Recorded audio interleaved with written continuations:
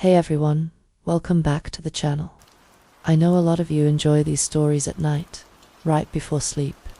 But before you nod off, drop a comment, tell me where in the world you're tuning in from, and what time it is for you. Story 1, A. School bus driver began noticing a young girl quietly crying every afternoon on his route, her behavior growing more concerning as the days passed.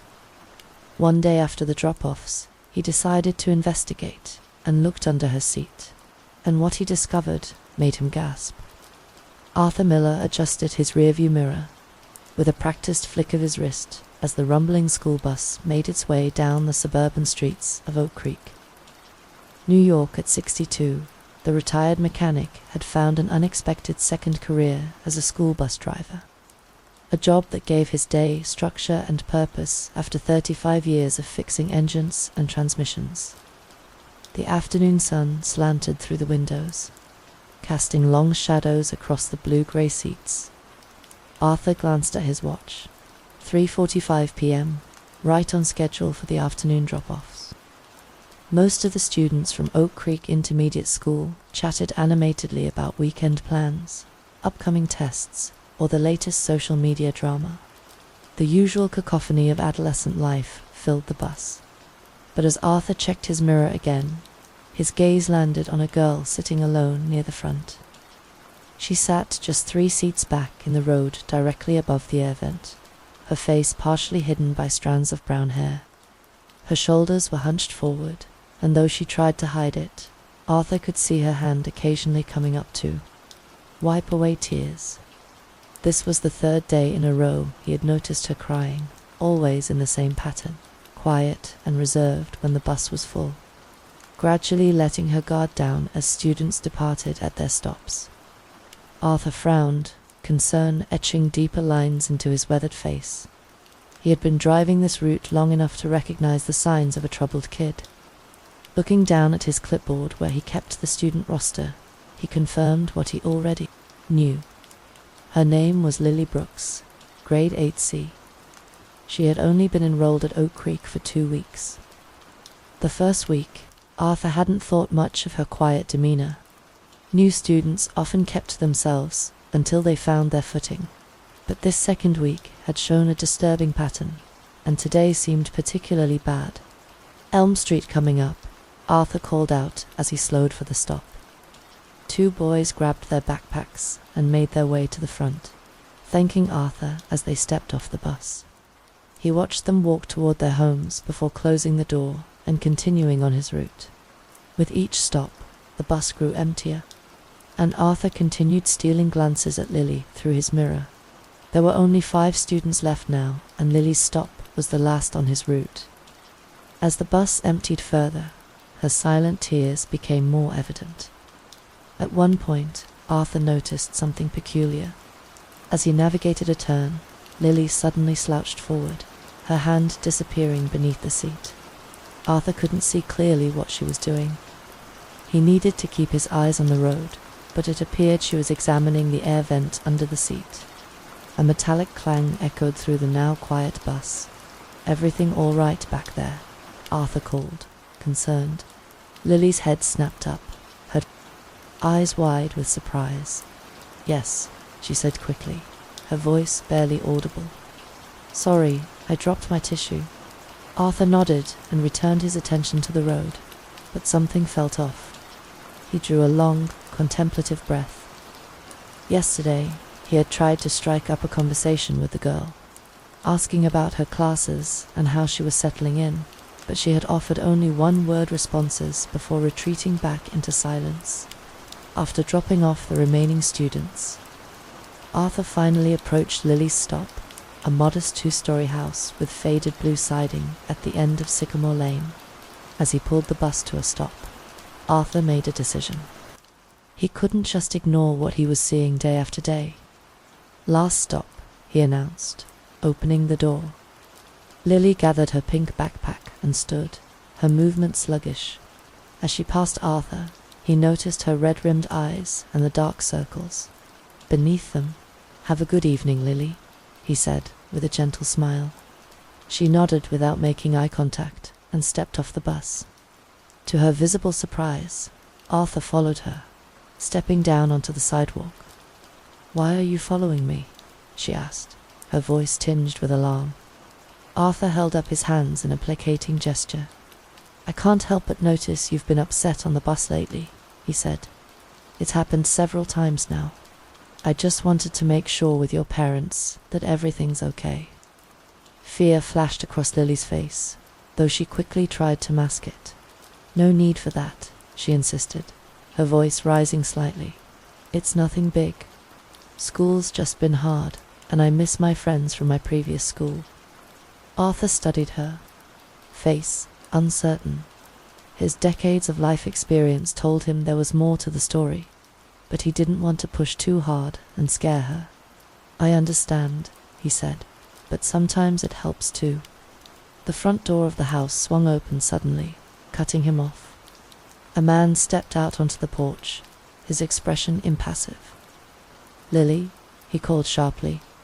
"Come inside." Lily shot Arthur a look that seemed almost pleading before rushing toward the house.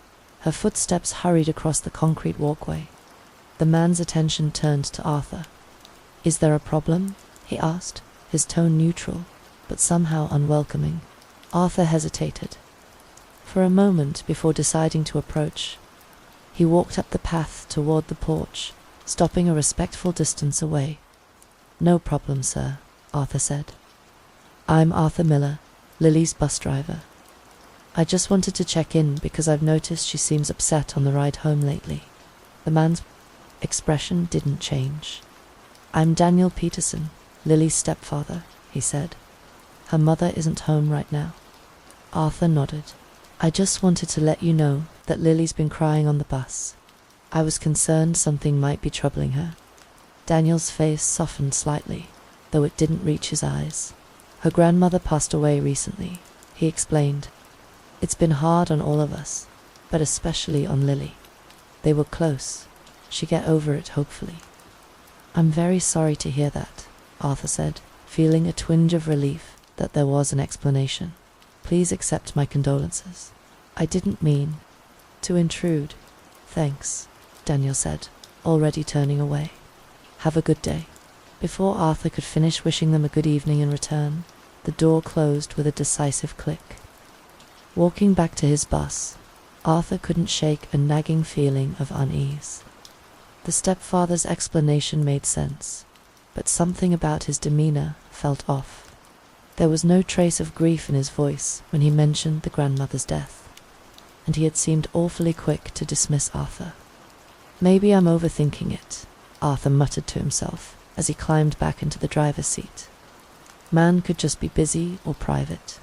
Still, as he started the engine and pulled away from the curb, the image of Lily's pleading look stayed with him.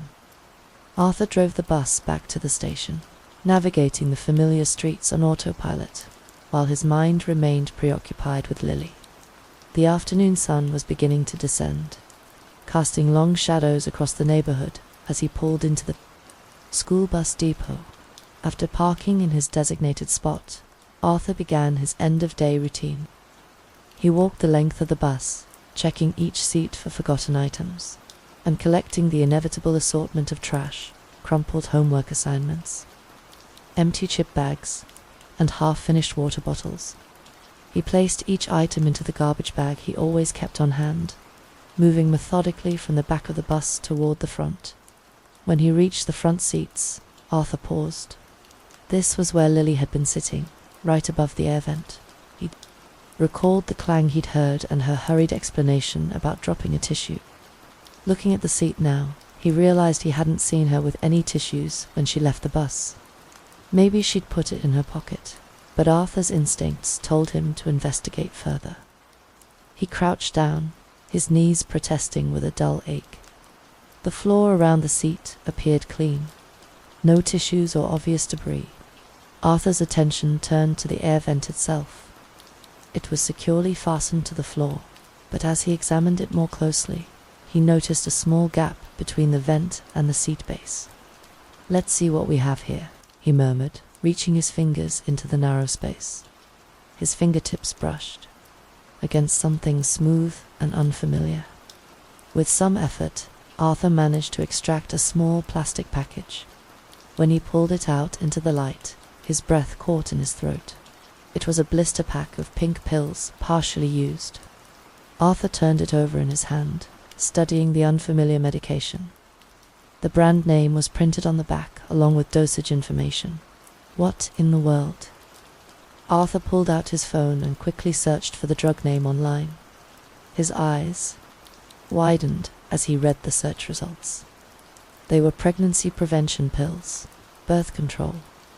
Arthur sat heavily in the driver's seat, staring at the package in his hand. A 14 or 15-year-old girl was hiding birth control pills under her seat on the school bus. Combined with her crying and withdrawn behavior, it painted a concerning picture. Arthur took several photos of the pills with his phone, carefully documenting what he'd found and where. Then he tucked the pills into his waistbag, feeling the weight of responsibility settle on his shoulders. This wasn't something he could ignore. With slightly trembling fingers, Arthur located the headmaster's contact information in his phone and attached the photos to a message. Found these hidden under a seat on my bus today. They belong to a student. Please advise on next steps. After sending the message, Arthur waited a moment, but no immediate response came. Growing increasingly anxious, he decided to call the headmaster. Directly, after 3 rings, a tour voice answered. "This is Headmaster Jenkins." "Hello, sir. This is Arthur Miller, bus driver for Route 14. The headmaster's sigh was audible through the phone. "Mr. Miller, I'm currently in a meeting with the parent council. Is this urgent?" "I believe it is, sir. I just sent you some photos." "I haven't had a chance to check my messages." Headmaster Jenkins cut in, his voice strained with impatience. "How important could it be that it can't wait until after my meeting?" Arthur hesitated, unsure how much to say over the phone. "I found something concerning on the bus that belongs to one of your students. I think you should take a look as soon as possible." "I'll look at whatever you sent after my meeting," the headmaster responded, his tone making it clear the conversation was over. "I don't like to be disturbed unless there's a genuine emergency." The call ended abruptly, leaving Arthur staring at his phone in frustration. He had expected more urgency from the headmaster, especially given the nature of his discovery. "Guess I'll have to handle this myself for now," Arthur muttered, pocketing his phone and gathering his belongings. Arthur returned the bus key at the station office, clocked out, and headed to the parking lot where his old Buick waited. The car had seen better days. The blue paint was fading, and there was a persistent rattle in the engine. But it had been with him for 15 years and still ran reliably enough. As he pulled out of the station, Arthur's mind churned with indecision. He knew his route home would take him right past Lily's house. Part of him felt compelled to stop there again, to show the stepfather what he'd found and ensure the girl was safe. But the memory of Daniel Peterson's dismissive attitude gave him pause. Maybe he doesn't even know, Arthur reasoned aloud as he drove. Could be the girls taking them in secret. He passed the turnoff to Sycamore Lane, where Lily's house stood, then slowed his car, conscience nagging at him. After a moment's hesitation, he made a U-turn at the next intersection and headed back. Pulling up in front of the modest blue house, Arthur took a deep breath to steady his nerves. He wasn't looking forward to another interaction with Daniel Peterson, but his concern for Lily outweighed his discomfort. He approached the door and knocked firmly. No response came. He waited a reasonable interval before knocking again, this time a bit louder. Still nothing. Arthur peered through the front window.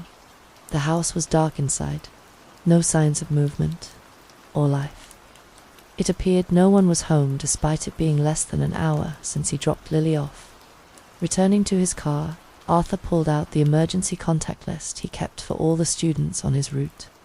He located Lily's information and found the contact number listed under Daniel Peterson's name.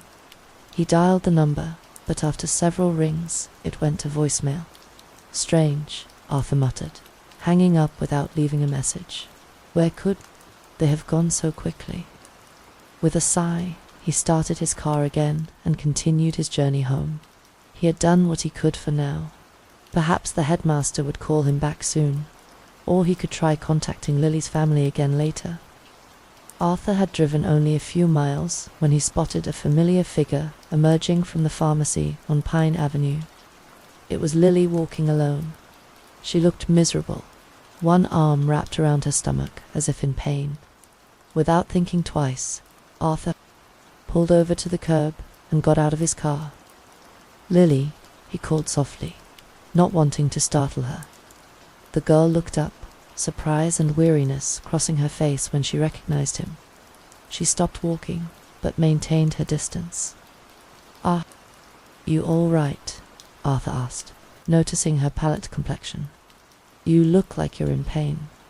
"I'm fine," she said flatly, though her posture suggested otherwise.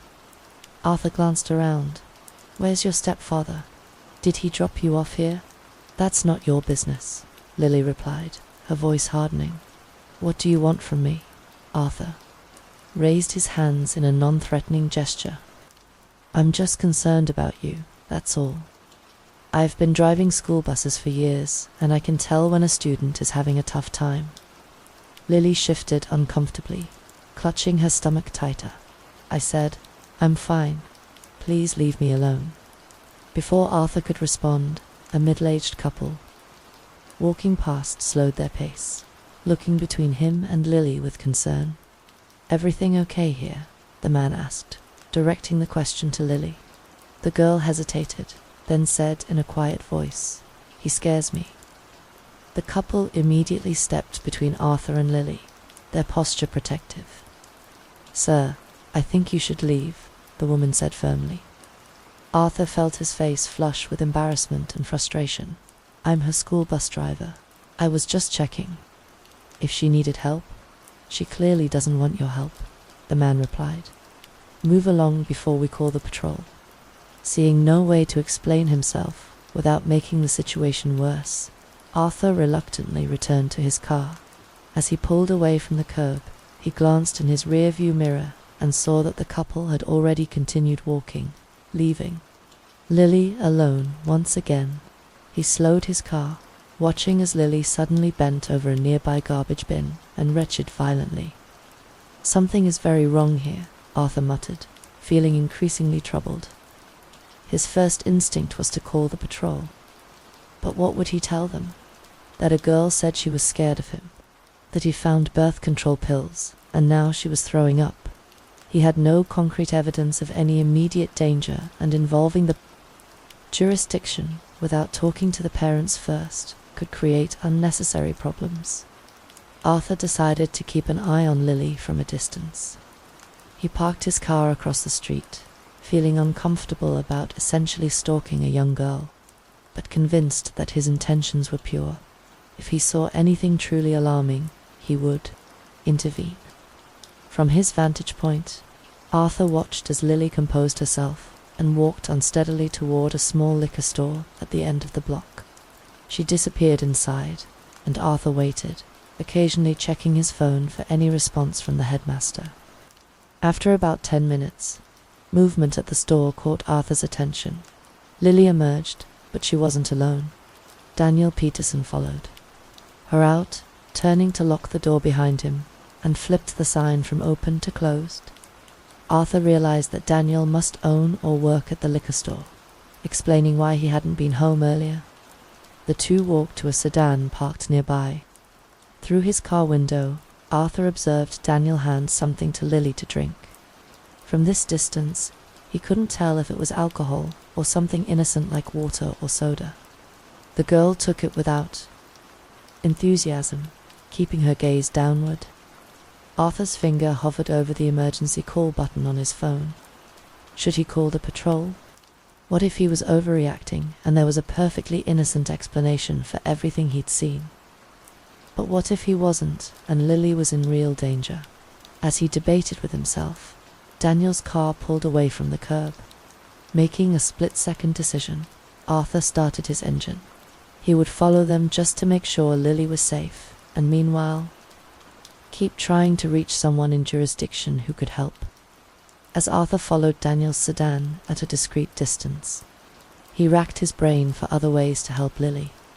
The headmaster hadn't responded to his message, but perhaps there was someone else at the school he could contact. With one eye on the road ahead, Arthur scrolled through his contacts until he found the number for Lily's homeroom teacher, Miss Stevens.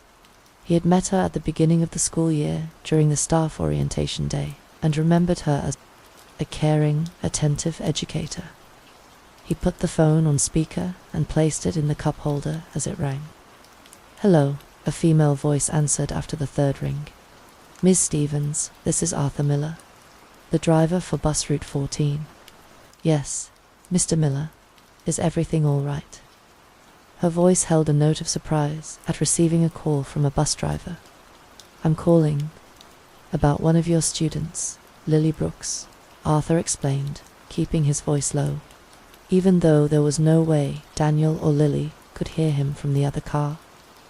"Have you noticed anything unusual about her behavior lately?" There was a pause before Miss Stevens responded, her tone more serious. "Actually, yes, she's very quiet. Never approaches any of the other students for friendship. And she's been excusing herself to the restroom multiple times during class." Arthur nodded to himself, another piece of the puzzle falling into place. "Anything else?" "Today she seemed particularly unwell," Miss Stevens continued. "I suggested she go to the clinic, but apparently she went to the theatre room instead and fell asleep. One of the drama teachers found her there later."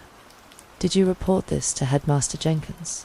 Arthur asked, carefully maintaining his distance from Daniel's car as they turned onto the highway. "Yes, but he dismissed it as typical new student rebellion. Said he'd deal with her tomorrow after his meeting with the parent council." Miss Stevens paused. "Why are you asking about this, Mr. Miller? Has something happened on your bus?" Arthur took a deep breath. "I found something under Lily's seat today." He briefly pulled over to send Miss Stevens the same photos he'd sent to the headmaster. "I'm sending you pictures now." He heard the soft ping of a received message, then silence as Miss Stevens presumably examined the images. "These are birth control pills," she finally said, her voice hushed with concern. "Where exactly did you find these?" "Hidden under the seat where Lily always sits," Arthur confirmed. "Based on what I've observed and what you've just told me, I'm very worried about her." "This is serious," Miss Stevens agreed. "The parents need to know about this immediately." "I've been trying to reach them," Arthur explained, describing his earlier visit to their home and his current situation following Daniel's car. "I'm considering calling the patrol, but I'm not sure if that's the right move yet." "Please don't call the patrol just yet," Miss Stevens urged.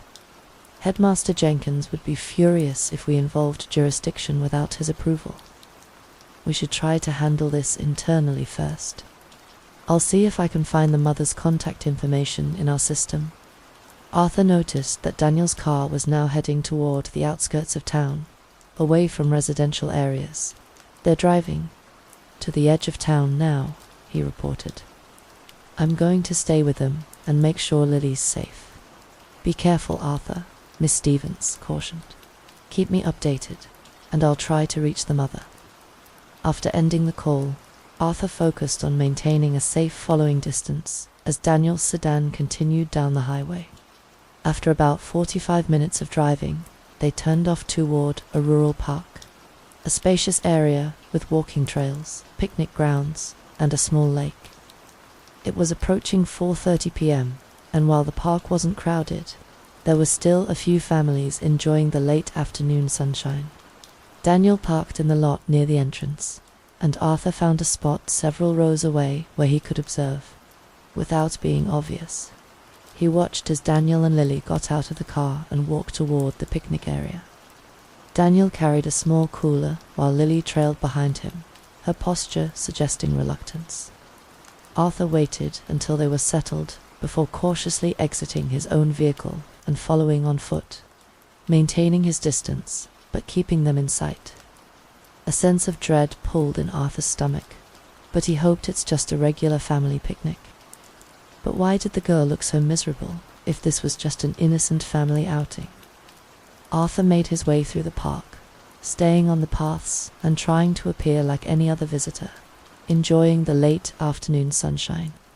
He kept Daniel and Lily in his peripheral vision, not wanting to draw attention to himself by staring directly at them. The stepfather had set up a picnic blanket on the grass, arranging items from the cooler he'd brought. Arthur observed as Daniel opened a bottle of beer for himself and handed Lily what appeared to be a soft drink in a can. Relief washed over Arthur at the sight. At least Daniel wasn't giving alcohol to a minor, as he had feared earlier. From his vantage point on a nearby bench, Arthur watched their interaction. What might have looked like a normal family picnic, two casual observers struck him as distinctly uncomfortable. Lily sat stiffly at the edge of the blanket, barely touching her drink. She kept her gaze fixed on the ground, responding to Daniel's occasional comments with minimal movement. At one point, Daniel reached over and placed his hands on Lily's shoulders in what appeared to be a joking massage. The girl immediately tensed and shoved his hands away with surprising force. Daniel laughed it off, but Arthur could see the brief flash of anger in his expression. "Maybe I am overreacting," Arthur murmured to himself, doubt creeping in. Perhaps Lily really was just grieving her grandmother's death, as Daniel had claimed. Perhaps the birth control pills were related to a relationship with a boy her own age. Troubling for someone so young, but not necessarily sinister. Arthur was considering leaving and allowing the headmaster to handle the situation tomorrow, when he noticed 3 men approaching Daniel and Lily's picnic spot. They were in their 30s or 40s, casually dressed, but with an intensity in their manner that immediately put Arthur on alert. Daniel stood to greet them, slapping one on the back and laughing as if they were old friends. After a brief conversation that Arthur couldn't hear from his position, Daniel gestured for Lily to get up. The 5 of them, Daniel, Lily, and the 3 men, began walking away from the picnic area, toward a plain white building that appeared to be a maintenance shed for the park. Arthur's unease returned tenfold as he watched one of the men produce a key and unlock the door. There was no legitimate reason Arthur could imagine for 4 grown men to take a teenage girl into a locked shed in a secluded part of the park. His hands shaking slightly, Arthur pulled out his phone and dialed the emergency number. "Emergency operator, what's your emergency?" The emergency operator answered promptly. "I need to report a suspicious situation involving a minor," Arthur said, keeping his voice low as he moved closer to the shed. "I'm at Greenwood Park, near the maintenance buildings on the east side. A teenage girl has been taken into a locked shed by 4 adult men. I believe she may be in danger." "Sir, are you certain the girl is in danger? Do you know her?" "Yes, I'm her school bus driver. I've been concerned about her behavior and discovered she's been hiding birth control pills on my bus. Now, her stepfather has brought her to this remote location to meet with these men." Arthur's voice grew more urgent. "Please send someone quickly. Something is very wrong here. We're dispatching patrolmen to your location now," the emergency operator assured him. "They should be there in approximately 10 minutes. Can you safely remain on the line and keep the building in sight without approaching?" "Yes, I can do that," Arthur confirmed, finding a position behind a cluster of trees where he could observe the shed without being easily spotted. "Can you describe the individuals involved?" the emergency operator asked. Arthur provided descriptions of Daniel, Lily, and the 3 men as best he could, including details about their clothing and the vehicles in the parking lot. As he spoke, he crept closer to the shed, his concern for Lily overriding his normal caution. The building had small, dusty windows set high in the walls, Arthur approached one of them, wiping away grime with his sleeve to peer inside. The interior was dimly lit, but he could make out the figures of the 4 men gathered around Lily. The girl was backed against a wall, her face stir with tears. "Do as you're told, Lily," Arthur heard Daniel say, his voice muffled but audible through the thin walls. "You know what happens if you don't cooperate. Please don't make me," Lily pleaded, her voice breaking. "I can't do this." "Your mother will hate you for this," Daniel hissed, his voice dropping lower. "When she finds out you're pregnant, she's going to have a new baby. She'll forget you even exist." Arthur's blood ran cold at the words. He relayed what he was hearing to the emergency operator, his voice tight with anger. "The patrol are 3 minutes out," the emergency operator informed him. "Please, do not attempt to intervene yourself."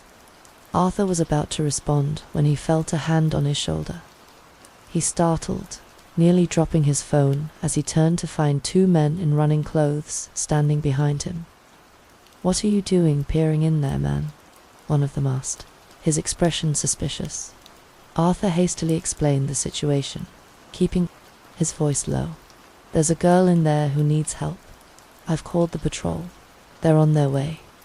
The 2 joggers exchanged glances, then peered through the window themselves. Their expressions hardened as they took in the scene inside. "We can't just wait out here," the taller of the 2 said, his jaw set with determination.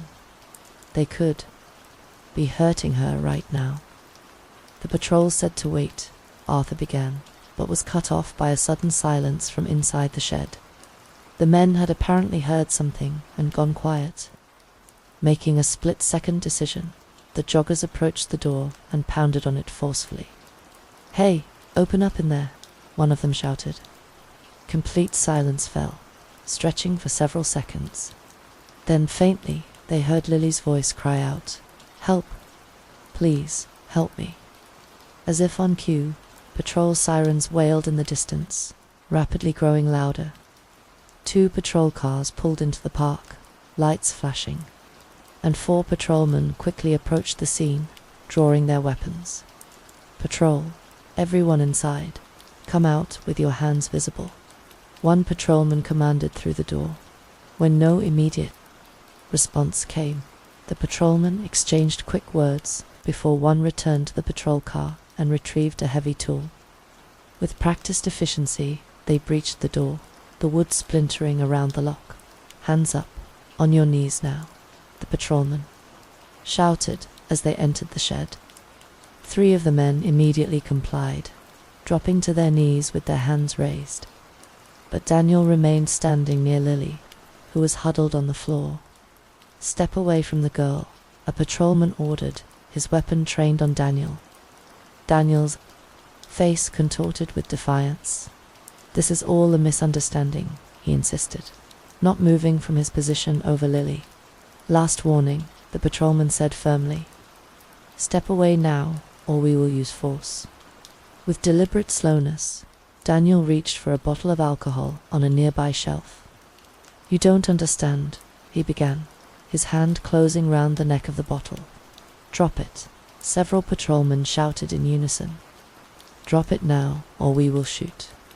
For a tense moment, it seemed Daniel might try something desperate. Then, with a curse, he let the bottle fall back onto the shelf and raised his hands. "On your knees," the patrolman directed again. Finally, Daniel complied, sinking to his knees. Patrolmen moved in quickly to secure him with handcuffs. As they led the men out one by one, Daniel's gaze locked on Arthur, standing outside. His face twisted with rage, and with a sudden burst of strength, he lunged toward Arthur, nearly breaking free from the patrolman's grip. This is your fault," he shouted, attempting to headbutt Arthur before the patrolman restrained him fully. Arthur stepped back, shock coursing through him at the man's violence. He watched as the patrolman secured Daniel in one of the patrol cars, the man still hurling obscenities through the window. Inside the shed, Lily remained huddled on the floor, her arms wrapped protectively around herself as a patrolman gently approached her. Within 20 minutes of the arrests, the quiet park had transformed into a flurry of official activity. 2 additional patrol cars had arrived, along with a medical vehicle and a vehicle carrying a social worker. Yellow crime scene tape off the area around the shed, and patrolmen were taking statements from Arthur and the 2 joggers who had helped intervene. The paramedics had guided Lily to sit at the back of the medical vehicle, where they were checking her vital signs and offering her a blanket despite the mild evening temperature. A female social worker sat beside her, speaking in gentle tones that Arthur couldn't hear from where he stood. Arthur watched as the 2 joggers finished giving their statements. They nodded to him as they departed, one giving him a respectful thumbs up. Arthur felt profound gratitude for their intervention. Strangers who had chosen to get involved when they could have simply walked away. As the patrol finished recording his own statement, Arthur saw Lily glance in his direction. Her eyes, still red from crying, held a new expression, tentative gratitude. She said something to the social worker, who nodded and motioned for Arthur to approach. Arthur walked over slowly, not wanting to overwhelm the girl after all she had been through. "Thank you," Lily said quietly as he reached the medical vehicle, her voice hoarse from crying. Arthur nodded, his throat tight with emotion. "I'm just glad you're safe now." He crouched down to be at her eye level, then reached into his waist bag and carefully withdrew the pills he had found earlier. He showed them to Lily and the officials present. "Lily," he said gently, "I found these under your seat on the bus. I think you need to explain to these people about these pills if you were taking them because of what your stepfather was doing to you." Lily's face crumpled at the sight of the pills, fresh tears spilling down her cheeks. She looked between Arthur, the social worker, and the female patrolman who had joined them. "It's okay, Lily," the social worker assured her. "You're not in trouble. We just need to understand what's been happening so we can help you." Lily took a shuddering breath and began to speak, her voice barely above a whisper. "My mum divorced my real dad last year," she began. "He got in trouble with the jurisdiction for fraud or something. Then Mum met Daniel and she got pregnant pretty quickly." Lily paused, rubbing her arms as if cold despite the blanket. "Mum's been gone for 2 weeks now. She's staying at my grandmother's house because it's our family tradition. She wanted to give birth there and stay for a month to take care of the baby." The social worker made notes as Lily spoke, occasionally nodding encouragingly. "When did Daniel start hurting you?" the patrolman asked gently. Lily's gaze dropped to her hands. "A month ago," she whispered. "He started coming into my room at night when I was sleeping. I was so scared, but he told me if I told anyone, especially my mum, he would kill us and the baby too." Her voice broke, so I just kept quiet all the time. "And the pills?" Arthur prompted softly, gesturing to the birth control package. "I started feeling sick in the mornings," Lily continued. "One of the girls at school noticed and told me I should get pregnancy prevention pills. I didn't really understand, but she said they would help me not get pregnant, so I bought them with money I had saved." The paramedic exchanged glances with the social worker, both looking concerned. "Lily," the paramedic said carefully, "if you are already feeling sick, like morning sickness, then prevention pills wouldn't help. They're meant to prevent pregnancy before it happens, not end one that's already begun." Lily looked up, confusion and fear in her eyes. "I didn't know that. I thought they would stop the sickness. Someone found them in my backpack at school," she continued. "So I started hiding them under the seat on the bus where I always sit." The patrolman placed a gentle hand on Lily's shoulder. "Lily, we're going to need to contact your mother and your school, and we'll need to have a doctor examine you to determine if you're pregnant." "No, please," Lily begged, fresh panic in her voice. "I don't want this. I can't be pregnant. My mum, will hate me. Your mother won't hate you, the social worker assured her. None of this is your fault, Lily. Your stepfather is the one who did something terrible, not you. We need to talk to your mother, the patrolman said firmly but kindly. This isn't something we can keep from her. Lily's shoulders slumped in defeat as she nodded, tears streaming silently down her face. Arthur watched the interaction with a heavy heart. He had seen troubled kids before in his years as a bus driver, but nothing like this. He cleared his throat, drawing the attention of the officials. If it's all right, he said, I'd like to accompany Lily to the hospital. I want to make sure she's not alone while waiting for her mother. The social worker considered this for a moment, then nodded. That would be fine, Mr. Miller.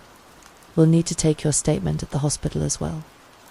One of the patrolmen approached their group. The headmaster has been contacted, he informed them. He says he'll meet us at the hospital. Arthur nodded, remembering the message he had sent earlier that had gone unanswered. Her homeroom teacher, Miss Stevens, also knows about the situation. I called her earlier when I became concerned. We'll contact her as well, the patrolman confirmed. Now, let's get Lily to the hospital for proper care. The emergency room of Oak Creek General Hospital buzzed with its usual controlled chaos. Arthur sat in an uncomfortable plastic chair, waiting for news. After their arrival, Lily had been whisked away for examination, leaving Arthur to give his statement to the patrol in a small conference room down the hall. He checked his watch. Nearly 2 hours had passed since they'd arrived at the hospital. The social worker, a compassionate woman named Ms. Rivera, occasionally updated him on what was happening, but the details were necessarily limited due to privacy concerns. As Arthur sipped a cup of mediocre coffee from the vending machine, Ms. Rivera approached him again. Mr. Miller, she said, taking a seat beside him. Lily is asking for you. They finished the initial examination, and she's been moved to a private room. If you'd like to see her, I can take you there now. Arthur stood immediately. Yes, please. Ms. Rivera led him through a maze of corridors to a small room where Lily sat on the edge of a hospital bed. She looked impossibly small in the oversized hospital gown, her eyes red, rimmed but dry for the moment. A female doctor was making notes on a tablet near the window. Arthur, Lily said, a hint of relief in her voice. How are you doing, kiddo? He asked gently, taking a seat in the chair beside her bed. Before she could answer, the doctor spoke up. Mr. Miller, I'm Dr. Lee. I understand you're the one who initially noticed something was wrong. Arthur nodded. I'm Lily's bus driver. I noticed her crying on the bus every day and then found those pills. Dr. Lee's expression was grave. I've completed my examination of Lily, and I've confirmed that she is indeed pregnant. Currently in the first week of pregnancy, Arthur closed, his eyes briefly, the confirmation of his worst fears hitting him like a physical blow. When he opened them again, he saw tears silently streaming down Lily's face. A commotion in the hallway interrupted the moment. A woman's voice, high with panic, could be heard demanding information from the hospital staff. Seconds later, the door burst open and 2 women rushed in, one in her late 30s and another perhaps 20 years older. Lily, the younger woman cried, rushing to the bed and gathering the girl in her arms. Oh my God, baby, what happened? The patrol called and said. She broke off, unable to finish the sentence as she held her daughter tightly. Mum, Lily sobbed, clinging to her mother. The older woman, presumably Lily's grandmother, stood at the foot of the bed, her face a mask of shock and fury. Where is he? She demanded of no one in particular. Where is that monster? I'll kill him myself. Dr. Lee stepped forward. Mrs. Brooks's mother. I'm Dr. Lee. I've been caring for Lily since she arrived. Perhaps we could speak privately about her condition. Lily's mother pulled back slightly, her face pale. Condition? What's wrong with my daughter? Dr. Lee glanced at Lily, then back to her mother. Mrs. Brooks, I'm afraid Lily is pregnant. The words landed like a bomb in the small room. Lily's mother swayed on her feet, her face draining of what little color remained. The grandmother rushed forward to support her, helping her into a chair where she sat heavily, her hands trembling as she covered her mouth. No, she whispered. No, that can't be. She's just a child. I'm so sorry, Mum, Lily said, her voice breaking. I tried to stop him, but this is not your fault, her mother interrupted fiercely, reaching for her hand. None of this is your fault. Do you understand me? It's Daniel. That word failed her as she dissolved into tears, her body shaking with sobs. The grandmother turned to Dr. Lee, her expression hard. What are the options here? She's 14 years old. She cannot have a baby. Dr. Lee nodded solemnly. I was about to discuss this with you. There are health risks associated with pregnancy at Lily's age. Additionally, given the circumstances, there are options available for termination, if that's what Lily and you decide is best. Oak Creek has some of the most progressive abortion laws in the country, Ms. Rivera added gently. If that's the path you choose, there would be no legal barriers. Arthur, feeling like an intruder on this deeply personal family moment, stood quietly. I should give you all some privacy, he said, moving toward the door. Wait, Lily called out. Please, don't go yet. Her mother turned, seeming to notice Arthur for the first time. Who are you? This is Arthur Miller, Mrs. Brooks, Ms. Rivera explained. He's Lily's school bus driver. He's the one who noticed something was wrong and ultimately alerted the jurisdiction. The grandmother approached Arthur, tears in her eyes. You saved our girl, she said, gripping his hand fiercely. Thank you, thank you. Arthur nodded, uncomfortable with the praise. I just did what anyone should do. Lily's mother struggled to her feet and embraced Arthur unexpectedly. Thank you, she whispered, before pulling away, wiping her tears. A knock at the door preceded the entrance of a patrolman.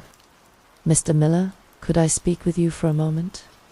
Arthur nodded and followed the patrolman into the hallway, leaving the family to their private discussion with the doctor and social worker. I wanted to update you on the situation, the patrolman said once they were alone in a quiet corner.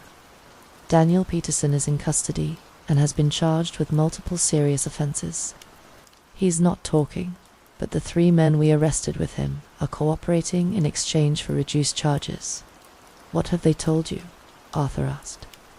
According to their statements, Peterson has a history of predatory behavior. He specifically targeted single mothers with daughters. The patrolman's expression hardened. He was jealous of Lily because she was from the first marriage. He took advantage of her and wanted to break her spirit so that her mother would reject her and focus solely on him and his upcoming child. Arthur felt sick at the calculated cruelty. Will he be able to get out on bail? The patrolman shook his head. Not likely. With the evidence we have and the testimony of the other men, he's facing serious jail time, and we're investigating whether he has a pattern of this behavior with other victims. Arthur nodded, relieved that the man would face justice. What about the headmaster and Miss Stevens? I contacted both of them earlier today. They're both at the patrol station giving statements, the patrolman confirmed. We're trying to determine if there was any negligence on the part of the school in not noticing or addressing signs of abuse. Arthur let out a breath he hadn't realized. He was holding. Good. That's good. We'll need you to testify if this goes to trial, the patrolman added. But that's down the road. For now, you should go home and rest. You've done more than enough today. Arthur nodded, suddenly aware of the bone-deep exhaustion that had settled over him. I will, he promised. Arthur exited the room where he had given his statement to the patrol, the exhaustion of the day finally settling into his bones. As he walked down the corridor, he noticed a woman sitting alone in the waiting area, her eyes red from crying. one hand resting protectively on her heavily pregnant belly. She looked up as Arthur approached, and recognition flashed across her face. She stood with some effort, extending her hand. "Mr. Miller, I'm Sarah Brooks, Lily's mother." Her voice was soft but steady. "I didn't get to properly thank you earlier for what you did for my daughter." Arthur shook her hand gently. "Please call me Arthur, and there's no need for thanks. How is Lily doing?" Sarah gestured to the empty seat beside her, and Arthur sat down. She sank back into her chair with a tired sigh. "The doctor confirmed that she is indeed pregnant now, in the first week." Sarah's voice caught slightly. "They've explained the options to us." She twisted her hands in her lap. "It's such an impossible situation. My daughter carrying my husband's child while I'm 8 months pregnant with his child as well." Arthur remained silent, understanding there was nothing he could say to ease such an unimaginable burden. "I never suspected," Sarah continued, her voice barely above a whisper.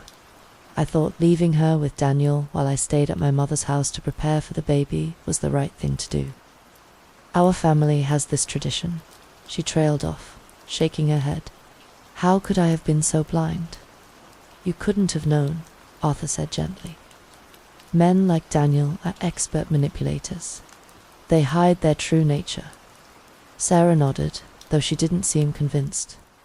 She started to stand, one hand bracing against the arm of the chair. "I should get back to Lily. We still have so much to discuss about what happens next." As she rose to her feet, Beatrice Hayes, Lily's grandmother, approached from the hallway. Her face was drawn, her eyes red from crying, but she carried herself with rigid dignity. "Sarah, Lily is asking for you," she said, then turned to Arthur. "Mr. Miller, I don't believe we've been properly introduced. I'm Beatrice Hayes, Lily's grandmother." Arthur stood and shook her hand. "It's good to meet you, Mrs. Hayes, though I wish it were under better circumstances." Suddenly, Sarah gasped sharply, doubling over, her face contorted in pain as she clutched her abdomen. "Sarah," Beatrice rushed to her daughter's side. "What's wrong?" I think Sarah managed between gritted teeth. "The baby's coming." Arthur immediately called for help, and within moments, medical staff converged on them. Sarah's water had broken, and contractions were coming rapidly. "She's only 38 weeks, Beatrice told the doctor, her voice trembling. "The baby wasn't due for another 2 weeks. The stress likely triggered early labor," the doctor explained as they helped Sarah onto a wheelchair. "We need to get her to the maternity ward immediately." As they began to wheel her away, Sarah reached out and grasped Arthur's wrist. "Please," she gasped through another contraction. "Stay with Lily. Don't leave her alone." Arthur nodded.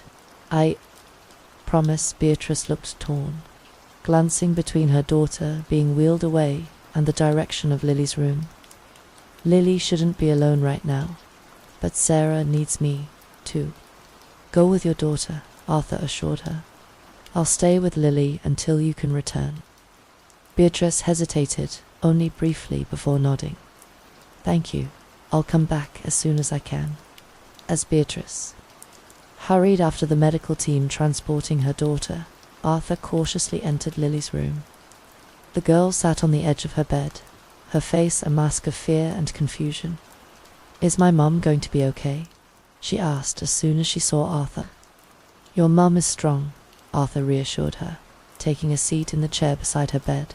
"The doctors are taking good care of her." Lily nodded, though she didn't look convinced. "She got so upset when we were talking about what to do." Her hand unconsciously went to her stomach. "Grandma was saying I should keep it, that we could say it was someone else's, a boy from school or something." Arthur kept his expression neutral, though inwardly he was troubled by the suggestion. "What did your mum say?" She got really angry. "Said she wouldn't let me sacrifice my life or carry that reminder forever." Lily's voice dropped to a whisper. They sat in silence for a moment before Lily spoke again. her voice so quiet Arthur had to lean forward to hear her. "I heard my grandma talking to a nurse.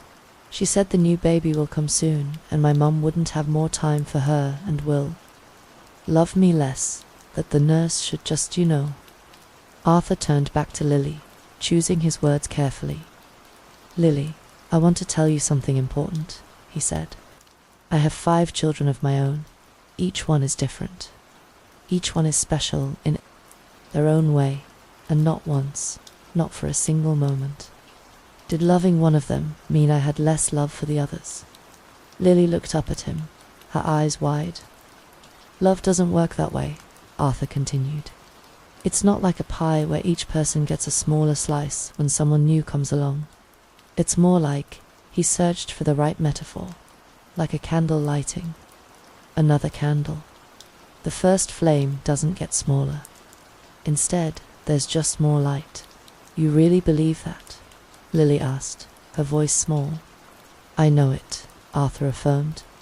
"Your mother loves you, Lily. A new baby won't change that.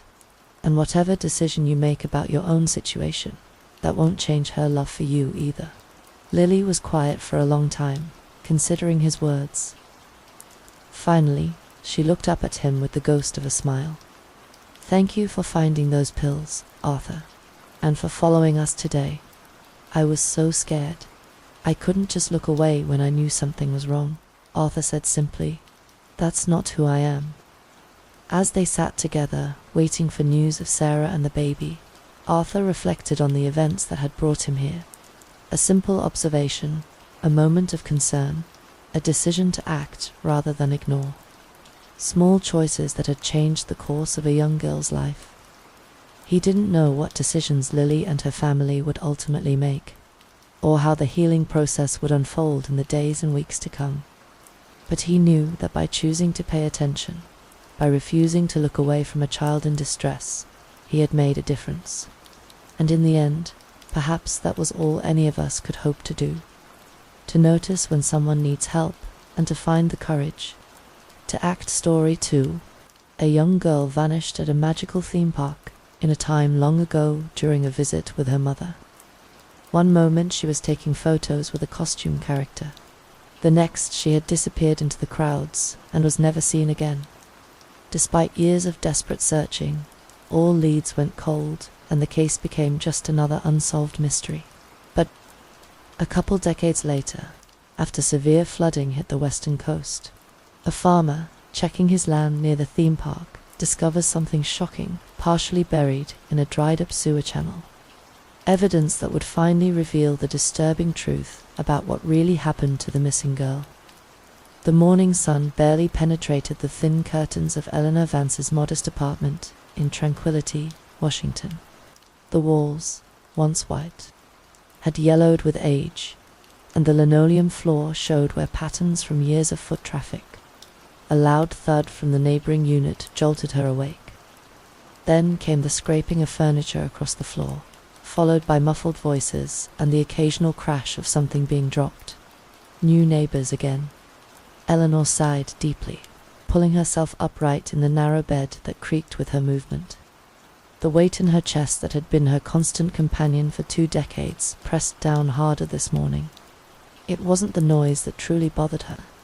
It was what the sounds represented. Life moving forward. People starting fresh while she remained frozen in time. Trapped in that horrible day a couple decades ago when 8-year-old Emily had disappeared at what was meant to be the happiest place on earth. A magical theme park. As she listened to the commotion next door, memories flooded back. She used to own a house, a real house with a yard and 2 bedrooms and a garage. It was in a neighborhood not far from here, but the house was gone now. The financial strain had become too much. Missing work for searchers, hiring private investigators, printing flyers. It had all added up. More than the money, though, the house had become a museum of pain. Moving to this apartment was supposed to help her heal, to finally let go. But Emily's face still appeared in her dreams every night. And during her waking hours, She saw her daughter in every blonde girl she passed on the street. 2 decades, and the wound was as fresh as if it had happened yesterday. She shuffled toward the bathroom, thinking she might freshen up and perhaps introduce herself to the new neighbors. But before she could take another step, the phone on her nightstand rang. She glanced at the caller ID display. Investigator Marcus Thorne. It had been months since she'd heard from him. She picked up the receiver with a trembling hand. "Hello, Eleanor. It's Marcus Thorne." His voice was careful, measured. "I need you to sit down." She sank onto the edge of the bed. "What is it?" "We found something related to Emily's case." The room seemed to tilt. After all these years of false leads and dead ends, she'd learned to protect herself with pessimism. "I don't need this, Marcus. Every time you find some small thing, it never leads anywhere. I can't keep doing this to myself. This is different. Eleanor, this is substantial. We need you to come to the scene to identify some items." Despite herself, she felt a flicker of something she hadn't felt in years. "What did you find?" "A farmer who owns land near the theme park discovered an old storage case, a suitcase. Inside was a character costume and what appears to be a child's dress." "Eleanor, it looks like the dress Emily was wearing that day at the park." The phone nearly slipped from her hand. She gripped it tighter, her knuckles white dress. "You're sure? That's why we need you. Only you can confirm if it's hers. We're sending an officer to pick you up. Can you be ready in 15 minutes? "Yes." The word came out as barely a whisper. "Yes, I'll be ready." After hanging up, Eleanor moved with sudden purpose. She dressed quickly in slacks and a blouse, not caring that they were wrinkled. As she gathered her purse, her eyes fell on the old Polaroid camera sitting on her dresser. She'd kept it all these years, unable to part with it, even though she rarely used it. It was the same camera she'd used that day at the theme park. On impulse, she picked it up, checking the battery. Compartment dead, of course. She rummaged through her junk drawer until she found fresh batteries, replacing them with hands that shook only slightly. The camera might be useful, she thought. If nothing else, it would help her document whatever they'd found. True to his word, an officer arrived in exactly 15 minutes. He helped her into the patrol car. "The site is in Evergreen," he told her as they pulled away from the apartment complex near a dried-up sewer channel that runs along the theme park's outer border. Evergreen. Not far at all. Emily could have been so close all these years. The drive took only 10 minutes, but it felt like hours. When they arrived, Eleanor saw the scene was already busy with activity. Officers had cordoned off an area near the concrete channel, and she could see people in uniforms taking photographs and measurements. Yellow tape fluttered in the morning breeze. Investigator Thorne met her as she stepped out of the car. He looked older than she remembered, his hair now more grey than brown, deep lines around his eyes. 2 decades had aged them both. "Eleanor, thank you for coming. I want you to meet Thomas Riley. He's the one who found the suitcase." A weathered man in his 60s stepped forward, cap in hand. His face was deeply tanned from years of outdoor work, and his hands were rough and calloused. "Ma'am," Thomas said, his voice gentle, "I'm real sorry about your girl. When I saw what was in that case, I called the police right away." "Tell her what you told me," Investigator Thorne prompted. Thomas cleared his throat. "I came out this morning to check my land. We had that big flood last week, and I wanted to see what damage was done. The sewer canal that runs through my property, it's been dry for years, but the flood washed out a lot of the built-up sediment. That's when I saw it. A red suitcase, partially buried in the mud." "Go on," the investigator encouraged. "I thought maybe it was just trash at first, but something about it seemed off. It was old, real old. When I opened it," he paused, swallowing hard. There was this costume inside, a rabbit costume like what they'd wear at the theme park, and underneath it, a little girl's dress, blue with flowers on it. Everything was faded and covered in dirt. Water had gotten in over the years. When I saw that dress, I knew something bad had happened. That's when I called you folks. Investigator Thorne touched Eleanor's elbow gently. Are you ready to look? She nodded, not trusting her voice. They led her to where several forensic technicians had laid out the items on a blue tarp. The red suitcase sat to one side, its leather cracked and faded, but it was the contents spread beside it that made Eleanor's knees buckle. May I touch them? She asked, her voice barely audible. We've collected all the evidence we need, one of the technicians said, handing her latex gloves. Just be careful. With trembling hands, Eleanor pulled on the gloves and knelt beside the tarp. The dress was almost unrecognizable. What had once been powder blue was now a murky grey, the embroidered daisies barely visible. But as she lifted it gently, checking the seams and the inner lining, she knew. It's hers, she whispered, tears streaming down her face. This is Emily's dress. I made it myself. See here. She pointed to a tiny imperfection in the hem. I had to redo this section because I'd measured wrong. She set the dress down carefully and turned to the costume. The rabbit head was grotesque in its decay. Once white fur had yellowed and matted, the stuffing inside had collapsed, giving the face a sunken appearance. The mesh eyes were broken, creating the illusion of closed eyelids. Investigator Thorne handed her a photograph, one she'd given them 2 decades ago. In it, Emily stood beaming beside a white rabbit character in front of the enchanted spire. Their hands clasped together. This costume, Eleanor said, studying it through her tears. It looks different from the one in the photo. The fabric has weathered, the investigator explained. 2 decades of exposure to moisture and dirt. The stuffing shrank, the materials degraded. She could see remnants of what it had been. A pink ribbon around the neck, now faded and stained. The remains of a heart-decorated shirt, velvet pants, that had nearly disintegrated. A forensic technician approached. We found no fingerprints on the exterior and interior. The water washed them away. Eleanor pulled out her Polaroid camera. The officers looked surprised, but she explained, for my own records, even if we don't find her, I want to remember that we found these. She took several photos, the camera's flash illuminating the sad artifacts. Each image emerged slowly from the camera, and she tucked them carefully into her purse. Another officer jogged over.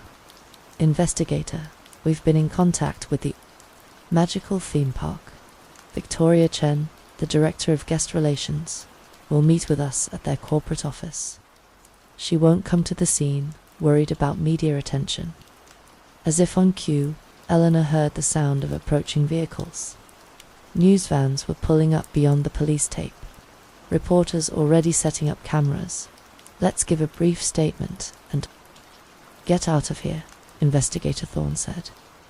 The investigator spoke first, confirming that based on new evidence, the Emily Vance case was no longer classified as just a missing person case, but potentially a criminal child abduction. The case was officially reopened. When the reporters turned to Eleanor, she managed only a few words.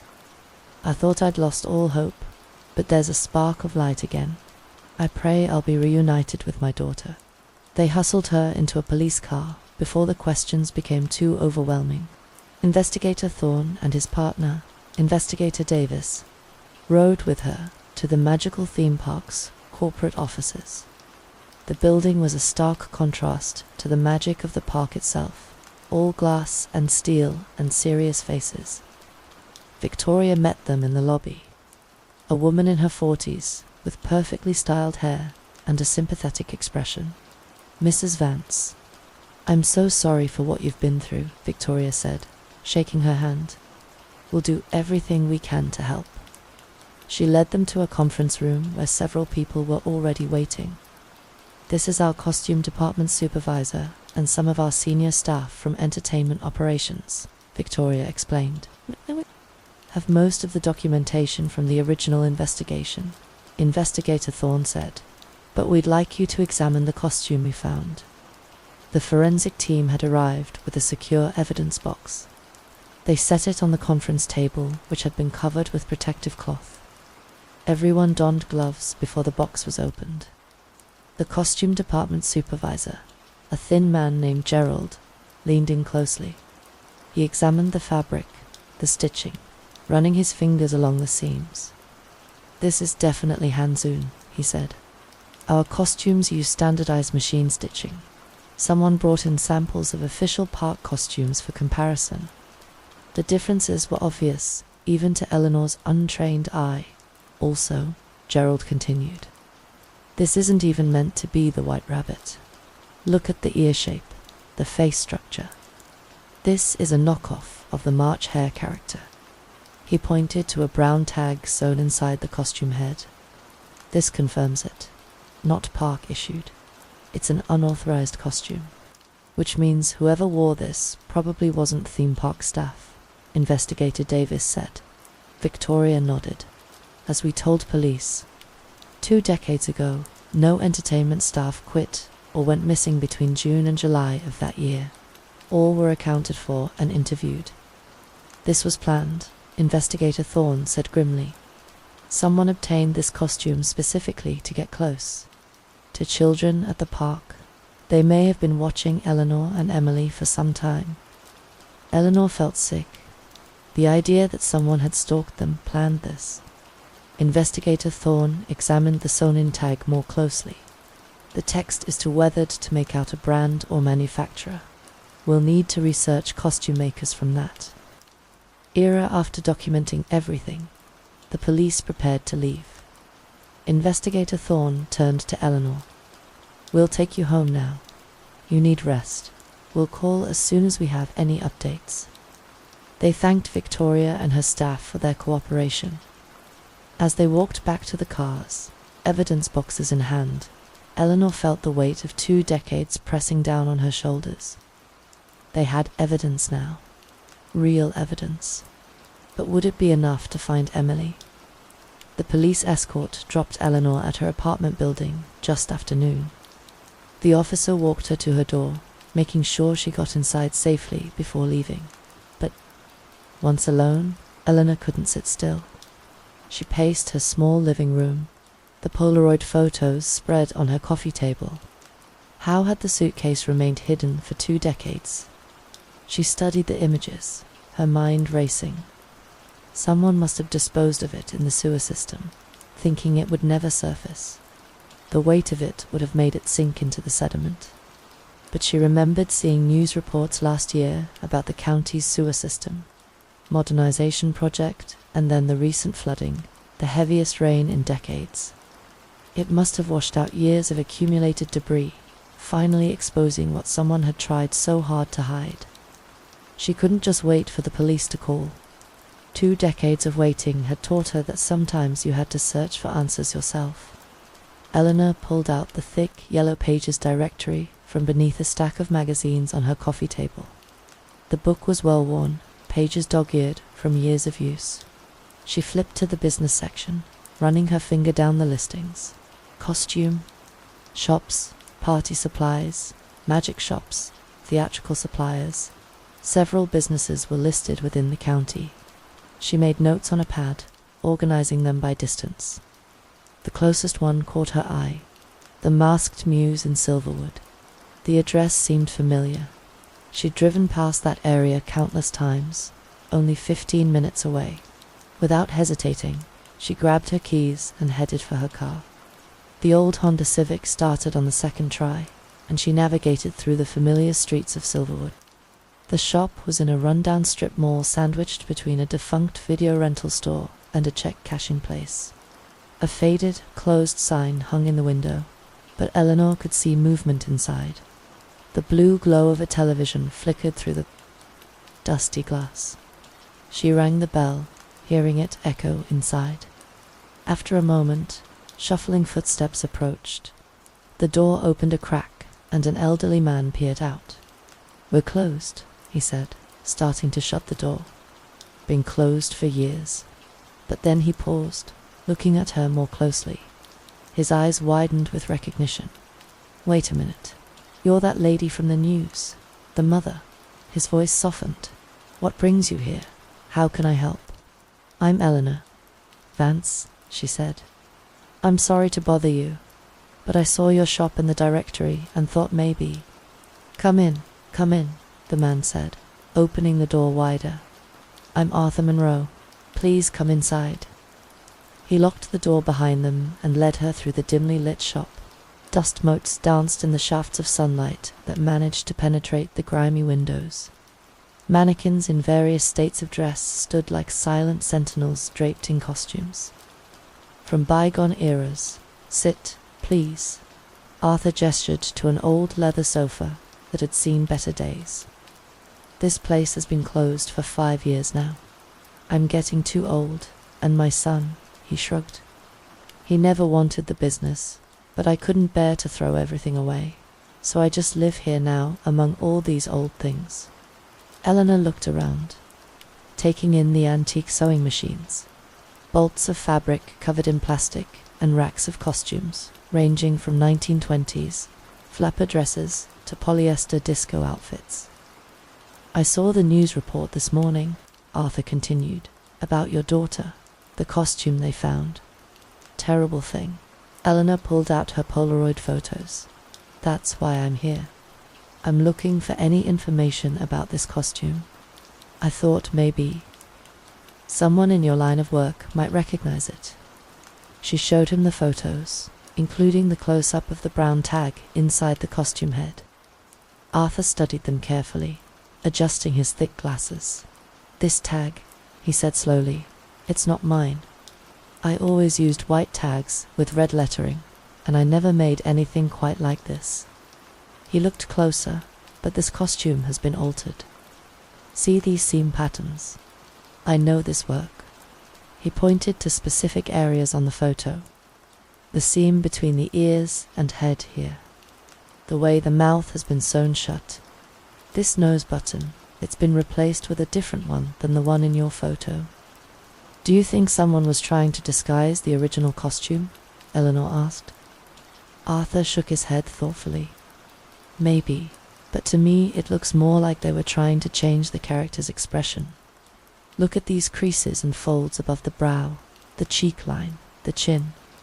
In the original photo from the news, the rabbit looked happy, friendly. But these alterations," he trailed off. "What?" Eleanor pressed. "Whoever did this wanted to make it look sad, or maybe even scary, maybe to frighten someone. But that's just my opinion." Eleanor felt a chill. Had the kidnapper altered the costume to scare Emily, to punish her somehow? Her mind began spiraling into dark possibilities, and she forced herself to focus. Arthur was still studying the photos intently. Suddenly, he sat up straighter. "Wait here. I think I remember something." He disappeared into a back room. After a while, she heard Arthur returning. He carried several items which he laid carefully on the coffee table. A button nose similar to the one in the photo, round glasses, frames, and a yellowed piece of paper. "What's this?" Eleanor asked. "I just remembered," Arthur said, excitement in his voice. "Years ago, someone came in with this sketch. They wanted us to alter a costume to match it. I'm forgetful now, and I didn't handle it personally. I had staff back then, and I usually gave alteration jobs to them. But when I saw those glasses and that nose in your photo, it jogged my memory. I still had these items in stock, and when I checked the back, I found this sketch." Eleanor examined the sketch. It was identical to the altered costume, the same sad expression, the same modifications. "Do you have any records of who ordered this?" she asked urgently. "Receipts, staff contact information?" Arthur sighed. I can give you my old staff contacts, and I'll happily help the police, but the paper receipts. He gestured around the cluttered shop. I threw them out years ago. There were thousands, and I was worried about termites. Look at this place. Fabric, paper, everywhere. It's termite heaven. Eleanor's heart sank, but Arthur held up a finger. However, there might be hope. My son Daniel, he has special needs. Diagnosed with obsessive-compulsive disorder as a teenager, but he's brilliant with technology. Before I closed the shop, he was entering all our old records into ancient ledger software. I bought him an expensive computer back then, thinking he could build a future in computers. Did he finish entering everything? I honestly don't know. There were so many receipts. But if you're looking for any chance of finding that order, Daniel would be your best bet. Where can I find him? Daniel Monroe works the morning shift at Green Harvest Market here in Silverwood. Arthur wrote down the address. Keep this sketch. It might help Daniel find the record faster. Eleanor took the paper gratefully. Thank you so much. I'll let the police know about this. Would you be willing to share those staff contacts with them? Of course, Arthur said warmly. Anything to help find your daughter. Eleanor climbed into her car, her hands still trembling with excitement from the discovery. She carefully placed the sketch on the passenger seat and started the engine. Green Harvest Market was a medium-sized store, bigger than a corner market, but not quite a full supermarket. The parking lot was half full with the afternoon shopping crowd. Eleanor parked and entered through the automatic doors, the familiar smell of produce and baked goods greeting her. Several employees in green aprons moved about the store. She approached an empty checkout lane where a middle-aged woman was organizing shopping bags. Excuse me, Eleanor said. I'm looking for Daniel Monroe. Does he work here? The cashier smiled. Oh, Dan. Yes, he's doing stock today. Should be somewhere in the aisles, or maybe in the stockroom out back. Thank you. Eleanor walked through the store, scanning each aisle. She found him in the canned goods section, methodically arranging soup cans with precise spacing. He was a thin man in his 30s, wearing the store's green apron over a neatly pressed shirt. His name badge read Daniel M. Daniel Monroe, she asked. He looked up, blinking behind wire-rimmed glasses. Yes, can I help you? His voice was soft. Careful. Hi, I'm Eleanor Vance. I just came from your father's shop. His expression immediately shifted to concern. Is my father in trouble? Is he okay? No, he's fine, Eleanor assured him. Actually, he's been helping me. I was just there, and he said, you might be able to help me too. Daniel adjusted a can that was slightly out of line, then gave her his attention. She noticed he didn't seem to recognize her, which meant he probably hadn't seen the morning news. You see, Eleanor began, choosing her words carefully. I'm looking for information about a costume alteration that might have been done at your father's shop years ago. He said, you digitized all the old receipts. Daniel's face lit up with pride. Yes, I did. Every single one. Entered them all into ancient ledger software. It took me 2 years, but I got them all. Actually, he added, I've been thinking about converting everything to digital spreadsheets. It's becoming more popular and the functionality is superior, but I haven't had the time. Would you be willing to check your database for a specific transaction? Daniel glanced at his watch, a digital Casio that he kept perfectly synchronized. I'd be happy to help, but I'm still on shift. I get off at 2 p.m., which is in. He checked his watch again. 28 minutes and 43 seconds. I have my laptop in my locker. We can look then if that's acceptable. That would be wonderful, Eleanor said. Thank you so much. Daniel nodded and returned to his soup cans, adjusting one that had shifted during their conversation. I'll meet you at the front of the store at exactly 2 p.m. Eleanor had 30 minutes to kill. She decided to use the time productively, pushing a cart through the aisles and picking up essentials she'd been putting off buying. Bread, milk, eggs, some canned soup. Her mind wasn't really on shopping though. She kept checking her watch, thinking about what Daniel might find in his database. After paying for her groceries, she loaded them into her car and sat in the driver's seat, windows cracked for air. The sketch from Arthur lay on the dashboard, and she studied it once more, committing every detail of the altered rabbit face to memory. The thought that someone had requested this change and used it to frighten her little girls stirred a deep anger within her. But she reminded herself that her daughter would be 28 years old by now, and all she could do was hope she was still alive and well.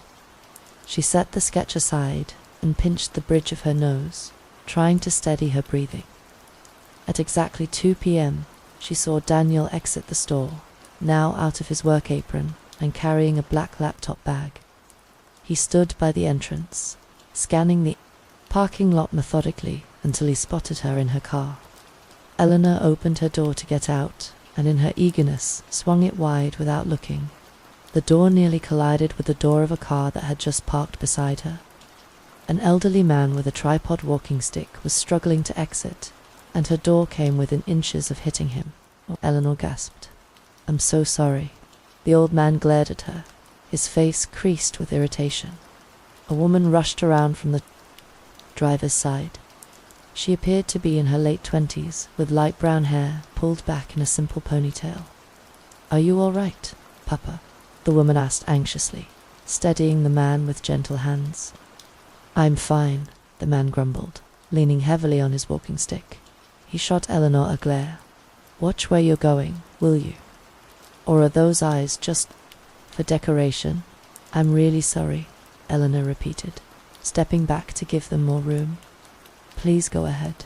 She waited as the woman helped the elderly man navigate around the cars and toward the store entrance. Only after they'd passed did she fully exit her vehicle and walk over to Daniel. "I apologize for keeping you waiting," Daniel said, adjusting the laptop bag on his shoulder. The computer looked heavy and bulky, one of those early models that were barely portable.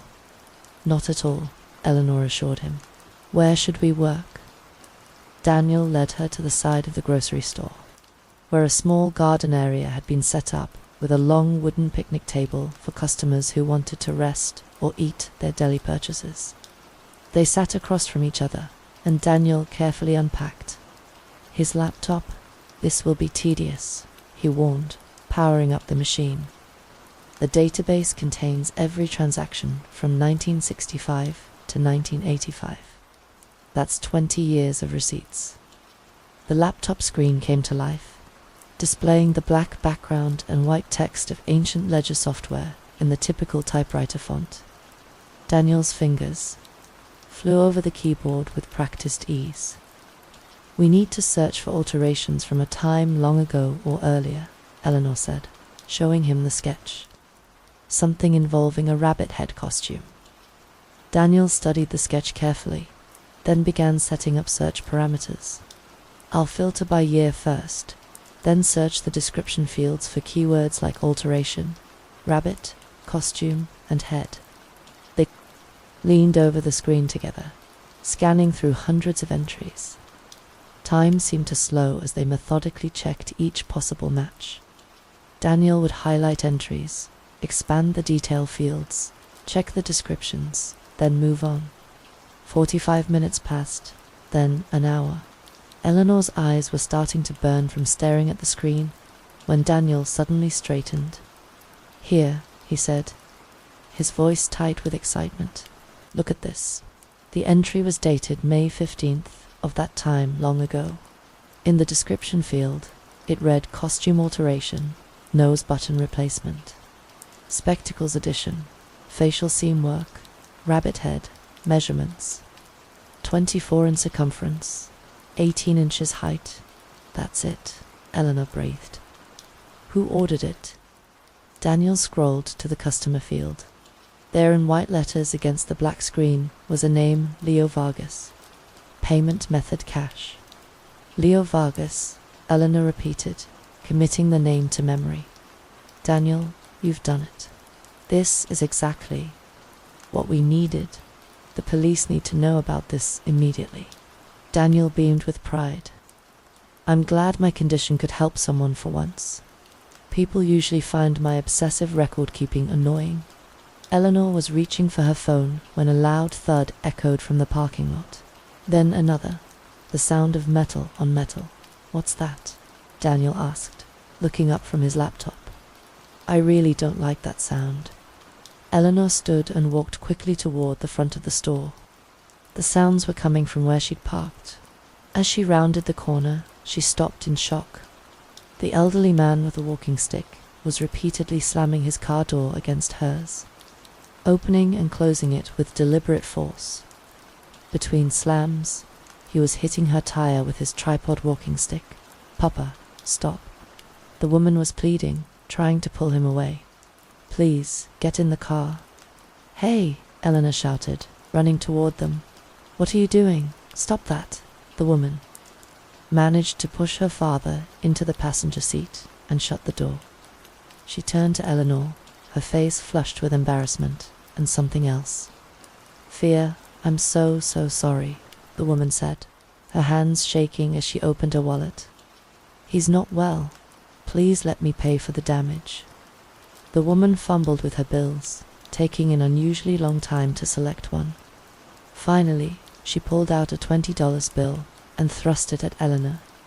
No, that's not necessary, Eleanor said, noticing how the woman had hesitated as if $20 was more than she could afford. Really, it's okay. But the woman grabbed Eleanor's hand and pressed the bill into it. Please, she said, and Eleanor could see tears in her eyes. Without another word, the woman hurried to the driver's seat. As the car reversed, Eleanor caught a glimpse of the woman wiping her eyes with the back of her hand. Something about the gesture, about the way she moved. The cashier from earlier had come outside, drawn by the commotion. Are you okay, ma'am?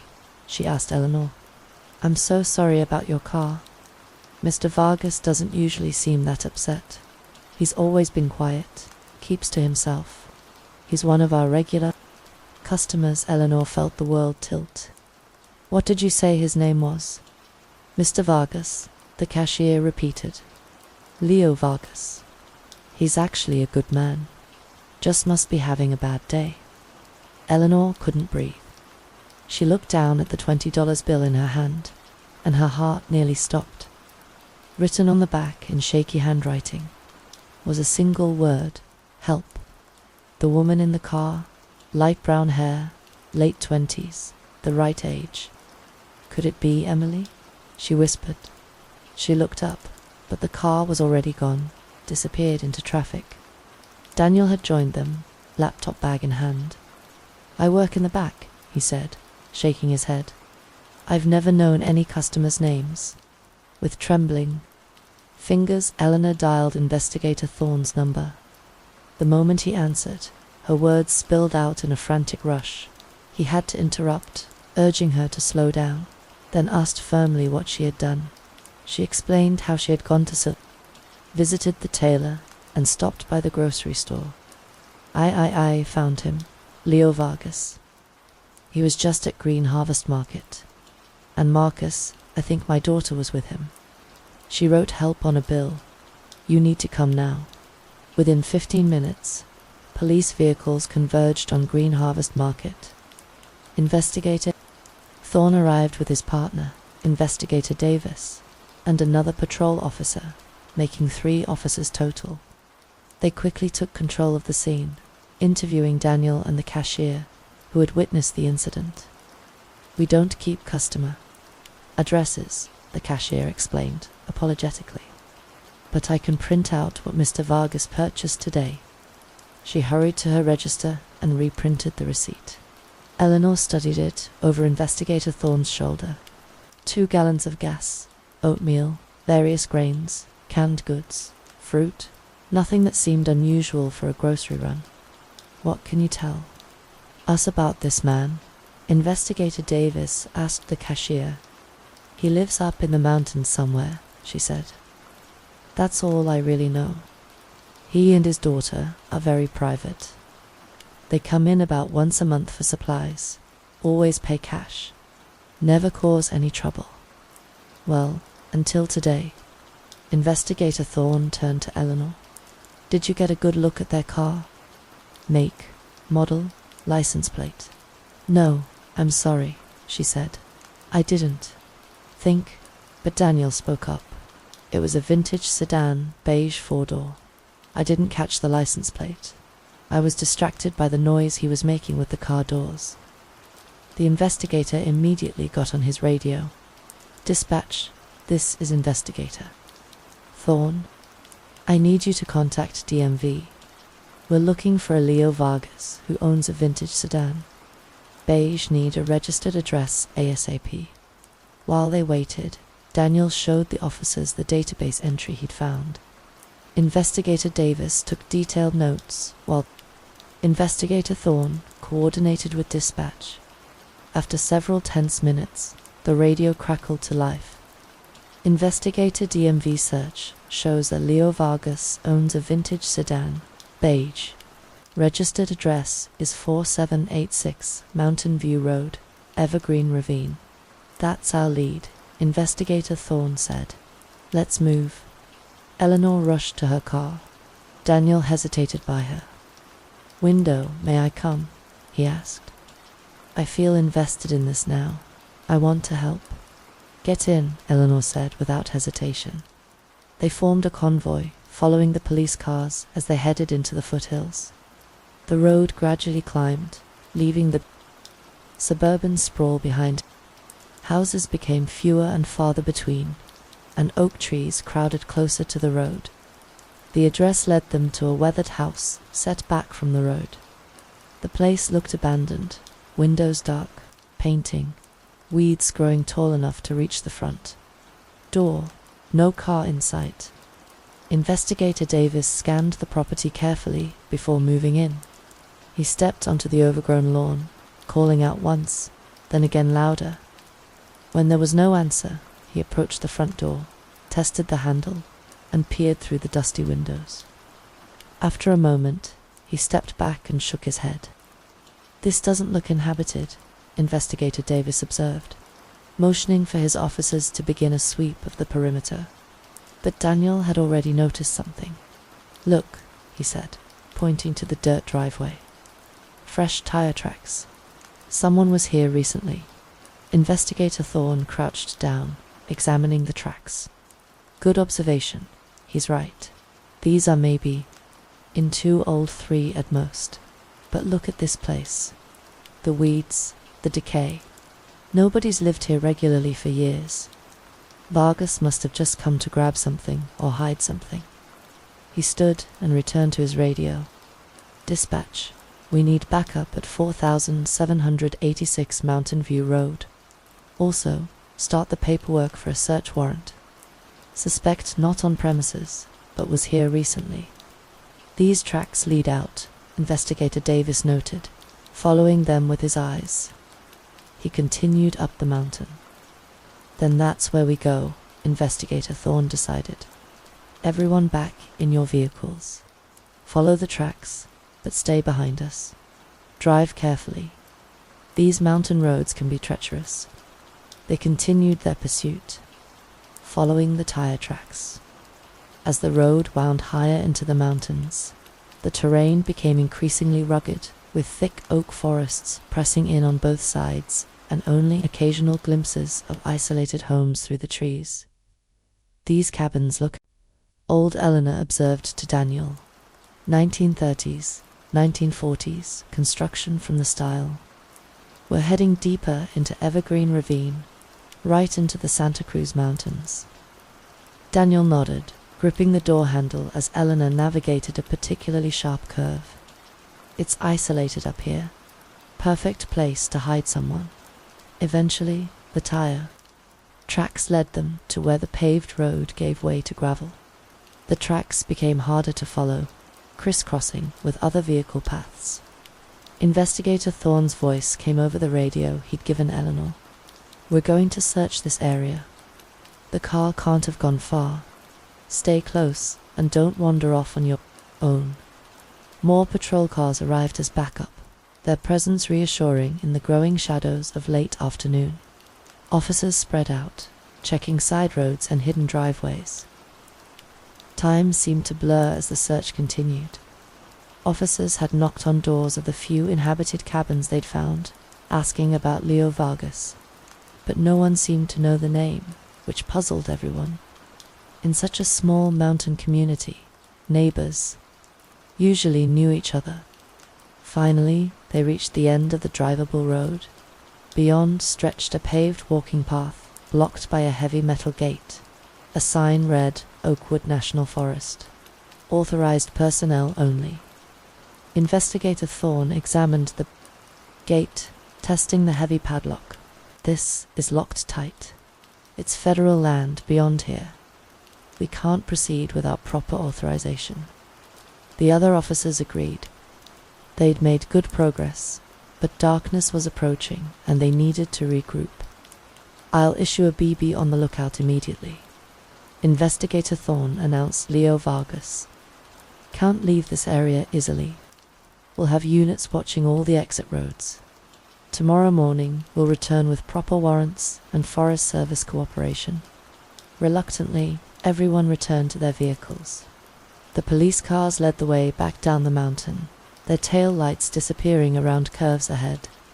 Eleanor drove slowly, her heart weighed down with frustration. So close. After 2 decades, they had been so close. She had even touched the woman's hand when she passed her the bill. The woman who was most likely her Emily. Daniel, sitting beside her, could sense her distress. We made incredible progress today, he said gently. We have a name, a location. The police are taking this seriously. Your daughter will be found? What if he managed to run? Eleanor's voice was tight with anxiety. What if he takes Emily and disappears again? I can't go through another 2 decades of this. The police have the roads watched. He won't get far. But Eleanor couldn't shake the unease gnawing at her. The police cars were now far ahead, their flashing lights just faint glimmers in the distance. She was driving so slowly, it felt like her legs had lost all strength and she was falling further. Behind, are you all right? Daniel asked. Would you like me to drive? Eleanor nodded, pulling over to a wide spot on the shoulder. They both got out to switch seats. The mountain air was cool and crisp, scented with oak and sage. Eleanor paused, looking back up the road toward the gated area. That's when she heard it, a faint shout carried on the wind. She froze, straining to listen. Did you hear that? She asked Daniel. No, I didn't hear anything. They stood in silence, listening. Then it came again, definitely a voice, maybe 2, somewhere in the forest. Eleanor's eyes found a narrow dirt path leading into the woods, barely visible in the fading light. Without thinking, she started toward it. We shouldn't go alone, Daniel warned. It's too dangerous. We need to get help. Maybe borrow the neighbor's phone and call the police back.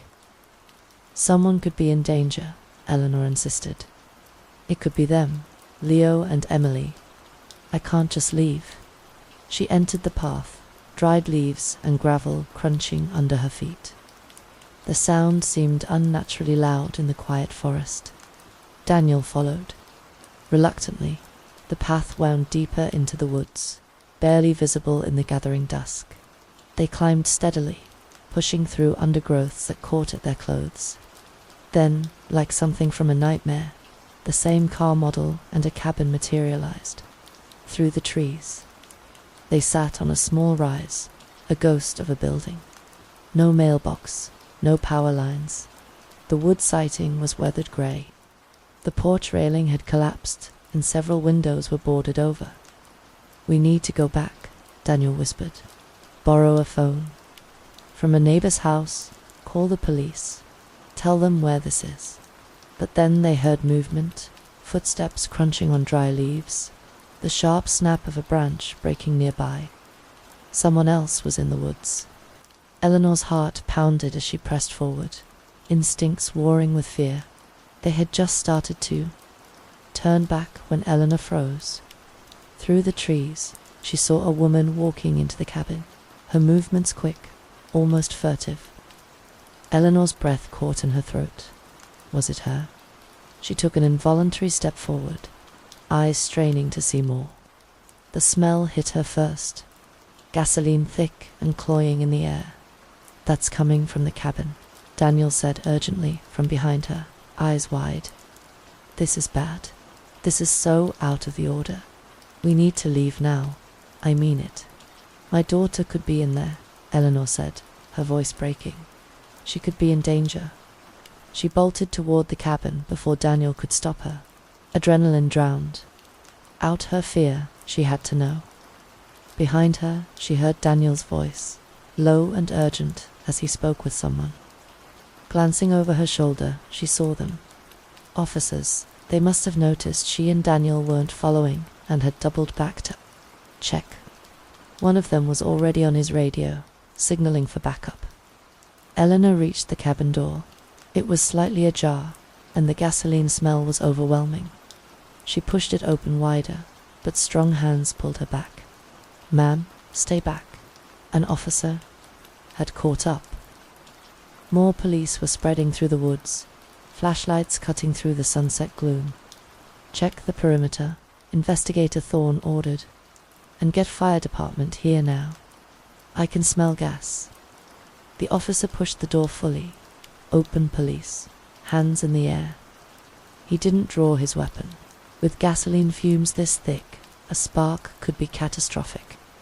From the darkness inside, Leo Vargas emerged, leaning heavily on his tripod walking stick. One hand was raised, the other gripping the stick for support. "I am Leo Vargas," he said calmly. "I know you're looking for me." Two officers moved in, handcuffing him carefully. As they led him past Eleanor, their eyes met. His was strangely peaceful. "Good luck," he said softly.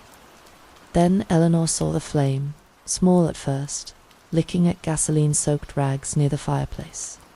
The fire spread with terrifying speed. "Get him out," Investigator Thorne shouted. Officers rushed Leo away from the building.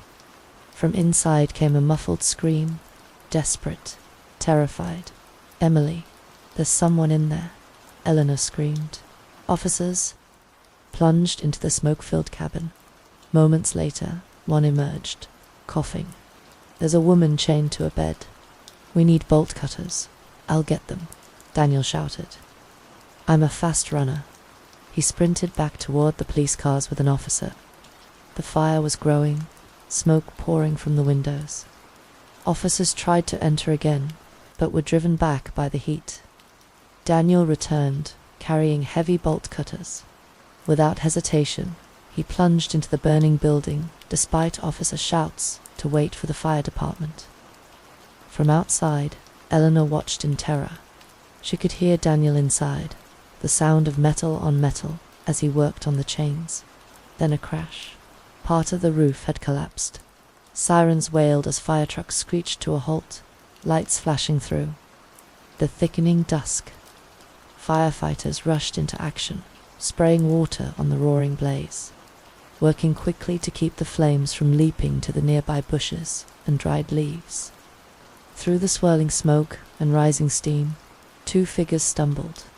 Into view, Daniel supporting a woman, both of them coughing violently, their clothes singed and faces streaked with soot. Paramedics rushed forward, guiding them to safety. They administered oxygen, checked for burns, worked with professional efficiency. The woman was in shock, her head down, light brown hair singed and tangled. Eleanor wanted desperately to approach, but held back, not wanting to interfere with medical treatment. "They both have burns that need hospital treatment," a paramedic announced. "We need to transport immediately." Investigator Thorne appeared at Eleanor's side. "We have everything under control. We'll talk at the hospital." He turned to face her fully. "What you did tonight, going off on your own, it was reckless. You could have gotten yourself and others killed. I'm sorry, Eleanor said, tears streaming down her face. I truly am. But investigator, if you were in my place, what would you do? I've waited 2 decades. 2 decades without a single real lead. And today, finally, evidence. If I'd gone home and waited, my daughter would have burned to death in that cabin. The woman on the gurney looked up at those words. Her voice was weak, damaged by smoke. She's right. Leo saw the news this morning. He wanted to burn us both. That's why we went for gas. She focused on Eleanor, and her eyes filled with tears. I saw you on TV. I knew it was you in the parking lot. You came for me. Her voice broke. Thank you, Mum. The word hung in the air, strange and wonderful after. 2 decades. Oh, Emily, Eleanor sobbed. They reached for each other, but the paramedics gently intervened. Please, we need to treat the burns properly. You can't touch yet. We have to go now, the lead paramedic said as they loaded both Emily and Daniel into the ambulance. I'll meet you at the hospital, Investigator Thorne told Eleanor. She ran to her car, following the ambulance down the mountain, its lights flashing in the darkness. The ambulance screamed through the night, its sirens cutting through the mountain darkness. Eleanor followed closely, her hands gripping the steering, wheels so tightly her knuckles were white. They arrived at Unity Hospital in Riverton, where emergency staff were already waiting. Emily and Daniel were rushed inside on gurneys, medical personnel surrounding them. A nurse approached Eleanor. Ma'am, you'll need to wait in the waiting room while we treat them. No, Eleanor said firmly. I've waited 2 decades. I'm not leaving her side. The nurse saw something in her eyes and nodded. You can wait just outside the ER curtains, but please let us work. Eleanor paced the hallway, unable to sit still. 2 decades of searching had finally ended, though she'd almost lost Emily again to fire. The smell of smoke still clung to her clothes. Investigator Thorne and Investigator Davis arrived 40 minutes later. They guided her to a small private room.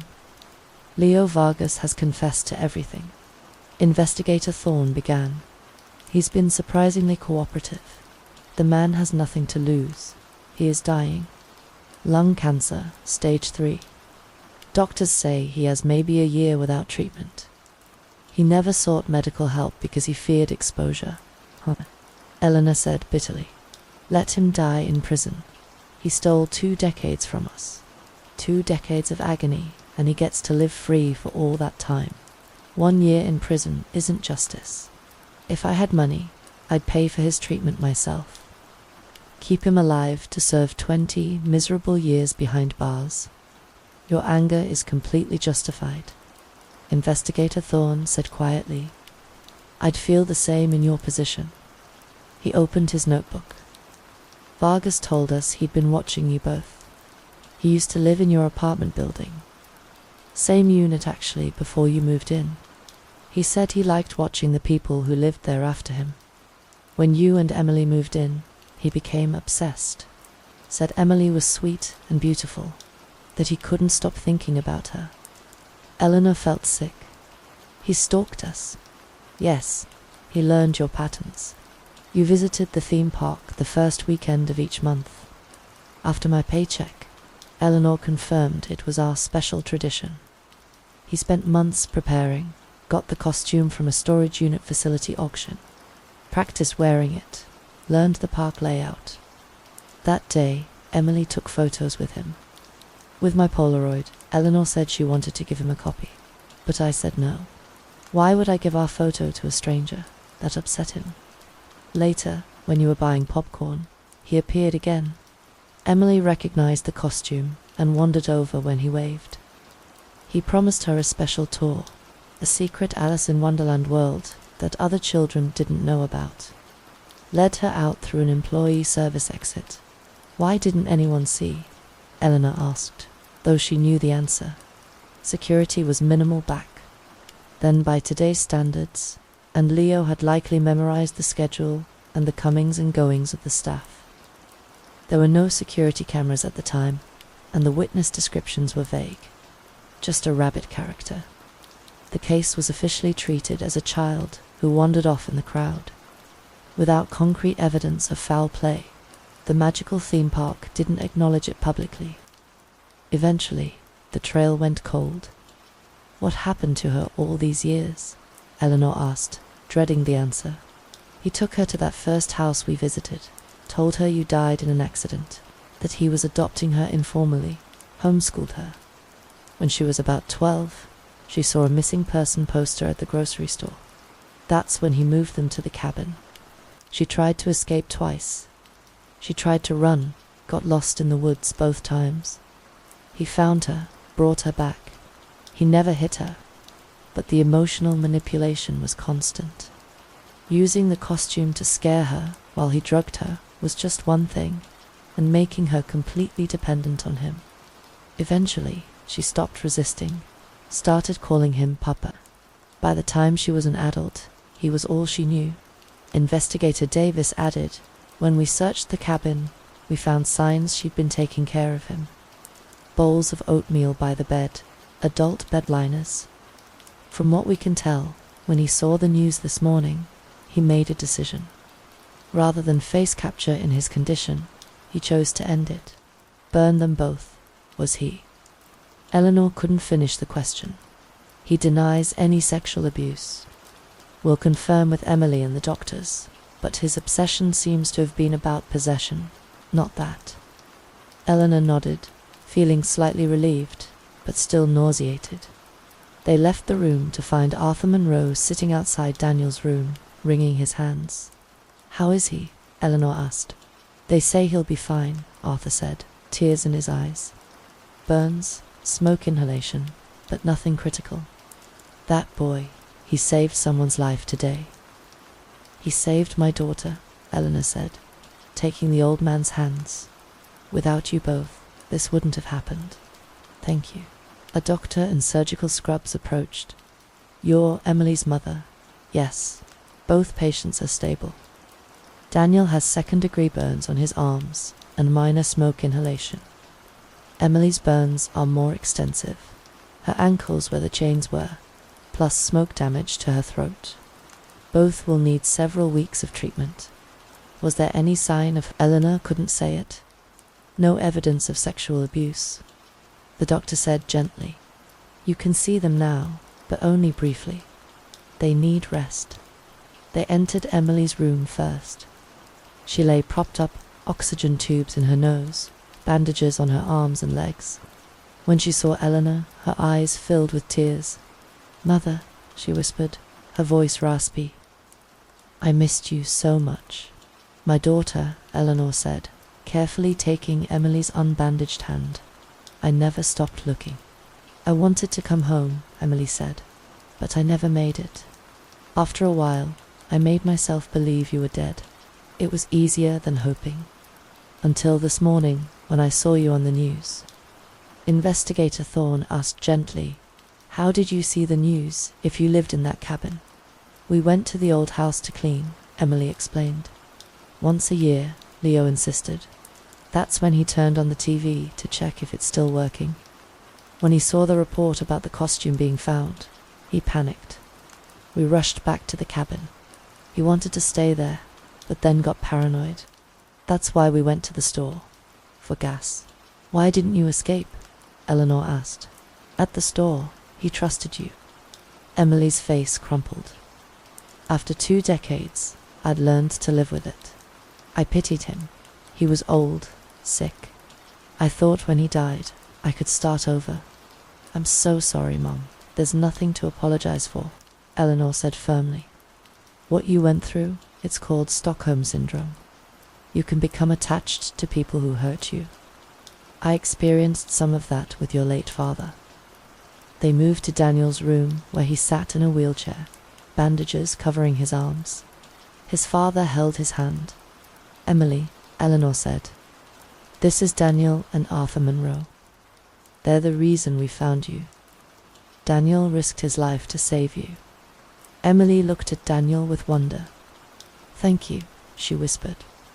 I'm just glad you're safe. Daniel said, adjusting his glasses nervously. A nurse appeared. "One photo," she said, seeing Eleanor's Polaroid camera. "Then everyone needs rest." They arranged themselves. Emily in her bed, Eleanor beside her, Daniel in his wheelchair with Arthur behind him. The nurse took the camera and snapped the picture. As the image slowly developed, Eleanor thought about the strange chain of events, a flood exposing a hidden suitcase, an old tailor recognizing altered seams, a young man with OCD whose meticulous record-keeping provided a crucial name, each person playing an essential part. "Sometimes," she said softly, "we never know how our actions might help someone.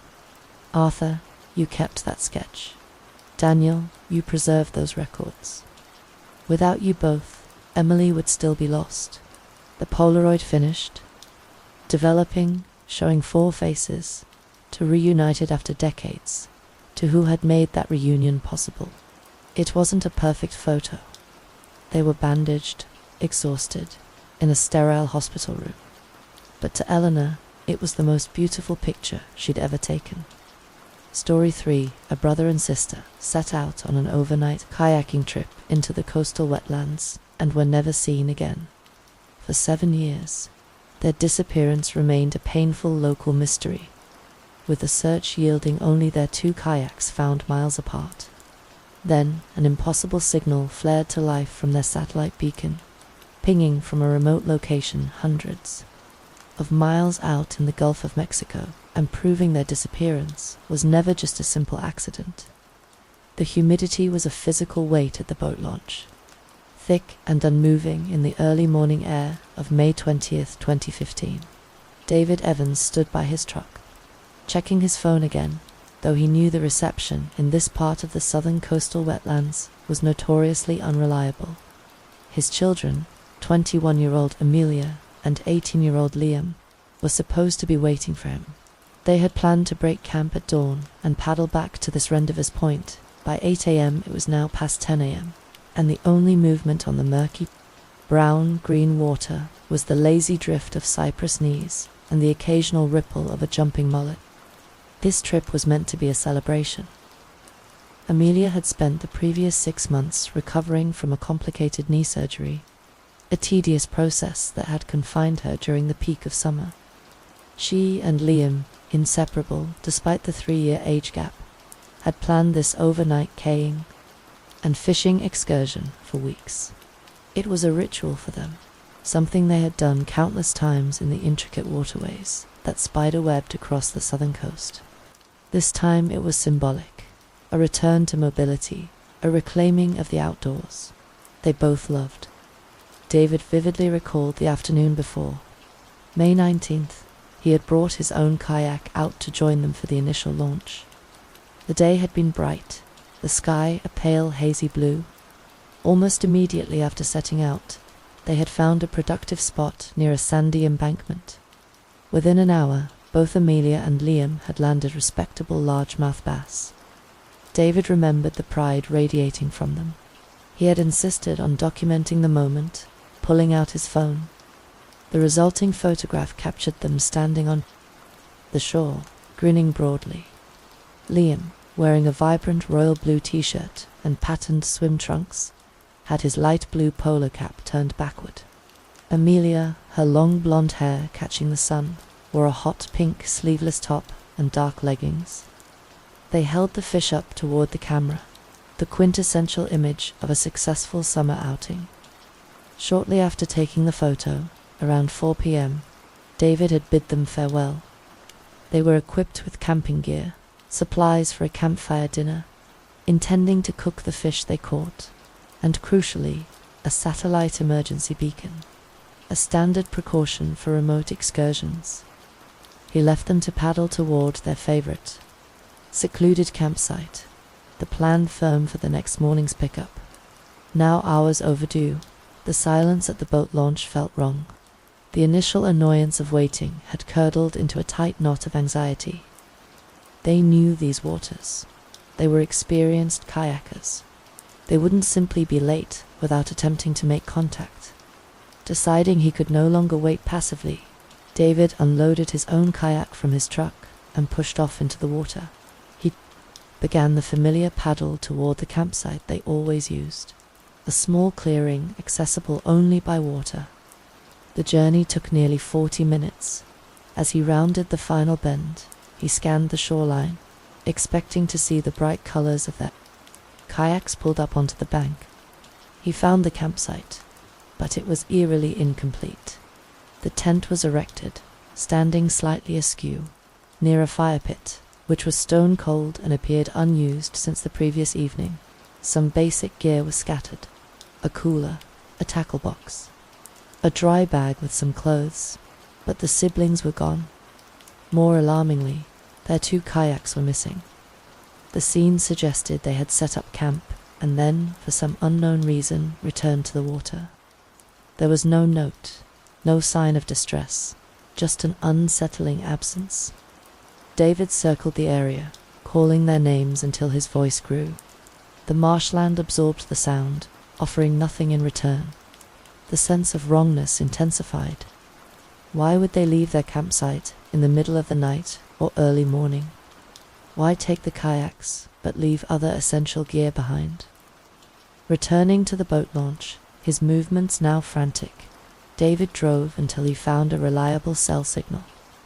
He contacted the local sheriff's office. A missing persons report was officially filed for Amelia and Liam Evans. Given the environment and the circumstances, the initial operating theory among the first responders was tragically straightforward. The siblings had likely encountered trouble on the water during the night and accidentally drowned. The immediate response was rapid and comprehensive. The disappearance of 2 young adults in the vast, unforgiving environment of the coastal wetlands triggered a multi-agency search operation. Local law enforcement coordinated with the National Maritime Authority, the local Department of Wildlife and Fisheries, and a growing contingent of volunteers. The search zone was immense, encompassing miles of interconnected bayous, canals, lakes, and dense wetlands. The environment itself was the primary obstacle. The water was murky, visibility often reduced to inches. The shorelines were dense with reedy grasses and cypress swamps, making ground searches slow and perilous. Airboats skimmed the surface, their massive fans roaring through the silence while helicopters crisscrossed the area from above. Sonar equipment was deployed in the deeper channels, attempting to peer beneath the opaque surface. For the first 48 hours, the search focused on the area between the campsite and the boat launch, operating under the assumption that Amelia and Liam had attempted to return, but encountered an accident. David Evans was relentless, participating in the search, providing detailed knowledge of the areas his children frequented. The prevailing theory that they had simply drowned didn't sit right with him. They were strong swimmers, cautious kayakers. While accidents happened, the absence of any debris, any floating gear, or the kayaks themselves was puzzling. If a kayak capsized, gear usually broke free and floated. On the 3rd day of the search, May 23rd, a breakthrough occurred, but it didn't clarify the situation. It fractured it. A wildlife and fisheries airboat located Liam's kayak. It was found drifting in a main waterway several miles from the campsite. The kayak was capsized, and some minor scuff marks were visible on the hull. This discovery seemed to confirm the investigators' worst fears. It was the classic signature of a boating accident. The focus intensified around this location with dive teams brought in to search the bottom for the siblings, the operation shifting grimly from rescue to recovery. However, just hours later, a second discovery fundamentally altered the trajectory of the investigation. Amelia's kayak was found, but its location and condition made no sense in the context of an accident. It was discovered nearly 5 miles away, from Liam's kayak near the entrance of a restricted industrial access canal. Unlike Liam's, Amelia's kayak was upright, undamaged, and appeared to have been deliberately pulled close to the bank near a service road. The separation of the kayaks presented an immediate confounding problem. If they had been together when an accident occurred, the kayaks should have been found in relatively close proximity, subject to the same currents and winds. The distance between them suggested they had separated voluntarily or had been separated by force. Furthermore, the location of Amelia's kayak was highly unusual. The industrial canal serviced a large, sprawling logistics and petrochemical support facility owned by Horizon Maritime Logistics. It was a private, heavily secured area, not a place recreational kayakers would typically venture, especially not at night. The facility operated 24 hours a day, providing support for offshore oil rigs and managing significant maritime traffic. The discovery immediately shifted the focus of the investigation. The theory of a simple accident could no longer account for the evidence. Investigators began to question why Amelia's kayak was there. Had they sought help at the facility? Had they stumbled upon something they weren't supposed to see? Detectives arrived at the Horizon Maritime Logistics facility, expecting cooperation. The facility was a major employer in the region, and its management typically maintained a cooperative relationship with local authorities. However, the investigation into the Evans disappearance encountered immediate and unexpected resistance. When detectives requested access to the security logs for the night of May 19th and the early morning of May 20th, they were met by the facility's head of security, who politely but firmly explained that the data for that specific time frame had been corrupted due to a system glitch during a routine update. This explanation was met with intense skepticism by the detectives. When they requested CCTV footage covering the canal entrance and the service road where the kayak was found, the response was equally frustrating. They were informed that the coverage in that specific sector was minimal, and the few cameras present were either malfunctioning or pointed in the wrong direction that night. The resistance was polished but impenetrable. Horizon Maritime Logistics, through its corporate representatives and legal counsel, stonewalled attempts to interview employees who were on shift that night without a company lawyer present. The interviews that did take place were brief and yielded nothing. Employees claimed to have seen nothing unusual, their answers rehearsed and uniform. The investigation hit a wall. The physical evidence pointed toward the facility, but the corporate infrastructure blocked any further inquiry. Without probable cause for a warrant, which the presence of the kayak alone did not provide, they could not force access. With the industrial leads stalled, investigators were forced to look elsewhere. They needed a plausible alternative theory that could explain the disappearance and the separated kayaks. Attention turned to the localized tensions within the commercial fishing community in the area. The marshlands were not just a recreational area, they were a vital economic resource. Investigators learned of an ongoing, sometimes violent, jurisdictional dispute between two competing commercial fishing operations. Reports indicated that these groups were known for aggressively protecting their territories, sometimes resulting in confrontations, sabotage of equipment like cut lines or damaged traps, and threats of violence. A new theory emerged. Perhaps Amelia and Liam, kayaking at night, had inadvertently paddled into an area where one of these operations was taking place. They might have been mistaken for rivals, or perhaps they witnessed an illegal activity such as poaching or sabotage. This theory gained traction because it provided a motive for foul play in a remote area where conflicts often went unreported. For several weeks, the investigation focused heavily on this angle. Detectives interviewed known members of the competing fishing operations, scrutinized their activities, and looked for any sign of involvement. The investigation consumed significant resources, driven by the need for answers in the face of growing community pressure. However, despite the thoroughness of the inquiry, no connection could be established between the fishing disputes and the Evans siblings. The individuals involved had verifiable alibis, and no physical evidence linked them to the disappearance.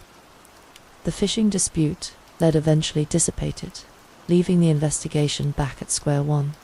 The initial urgency faded. The massive search operation was scaled back. The physical trail exposed to the harsh southern climate and the constant movement of the tides had been erased. Months passed, turning into a year. The case of Amelia and Liam Evans went cold. David Evans refused to accept the stalemate. While the official investigation languished, his own obsession grew. He remained convinced that the answers lay behind the gates of the Horizon Maritime Logistics Facility. He repeatedly voiced his suspicions to the local sheriff's office, demanding they apply more pressure, secure warrants, and investigate the suspicious corruption of the security logs. But his pleas were largely dismissed, characterized as the desperate attempts of a grieving father unable to accept the probability of a tragic accident. Despite the glaring anomalies surrounding Amelia's kayak, the authorities had moved on. By October 2022, 7 years had passed since Amelia and Liam Evans vanished into the coastal wetlands. The case had become a local tragedy, a painful memory, occasionally resurrected by anniversary news segments, but otherwise dormant. The investigation had long since been filed away, categorized as a cold case with no viable leads. David Evans continued his solitary vigil, but the world had largely forgotten the two smiling young adults holding up their catch. The breakthrough, when it came, did not originate from a dredged-up memory or a newly discovered piece of evidence. In the bayou, it came from the silence of the deep ocean. It began with an automated alert at the Global Maritime Distress Center, GMDC, a global hub responsible for monitoring satellite distress signals. In the early hours of October 15, 2022, a signal flared on their monitoring systems. It was a distinct SOS transmission, indicating an emergency situation requiring immediate response. The GMDC staff analyzed the signal, isolating the coordinates. The location was startling. The ping originated not from the coastal wetlands where the Evans had disappeared, but from a remote location deep in the Gulf of Mexico, hundreds of miles off the coast of the southern states. The area was characterized by open ocean, far from any established shipping lanes, where the water depth exceeded 4,000 feet. The digital map showed the alert icon blinking over the vast blue expanse, signaling an emergency in the middle of nowhere. The alert was immediately relayed to the National Maritime Authority Sector Bayou, the authority responsible for maritime search and rescue operations in that region. The information was prioritized, an active SOS signal in the deep Gulf. Simultaneously, the GMDC analysts worked to identify the source of the signal. Every satellite emergency beacon transmits a unique identifier, a hex ID, which is registered to the owner. They cross-referenced the hex ID from the active signal with their global database. The match was instantaneous, and the result was baffling. The signal was coming from the satellite messenger registered to the Evans family, the device Amelia and Liam had carried with them 7 years prior. The implications were staggering.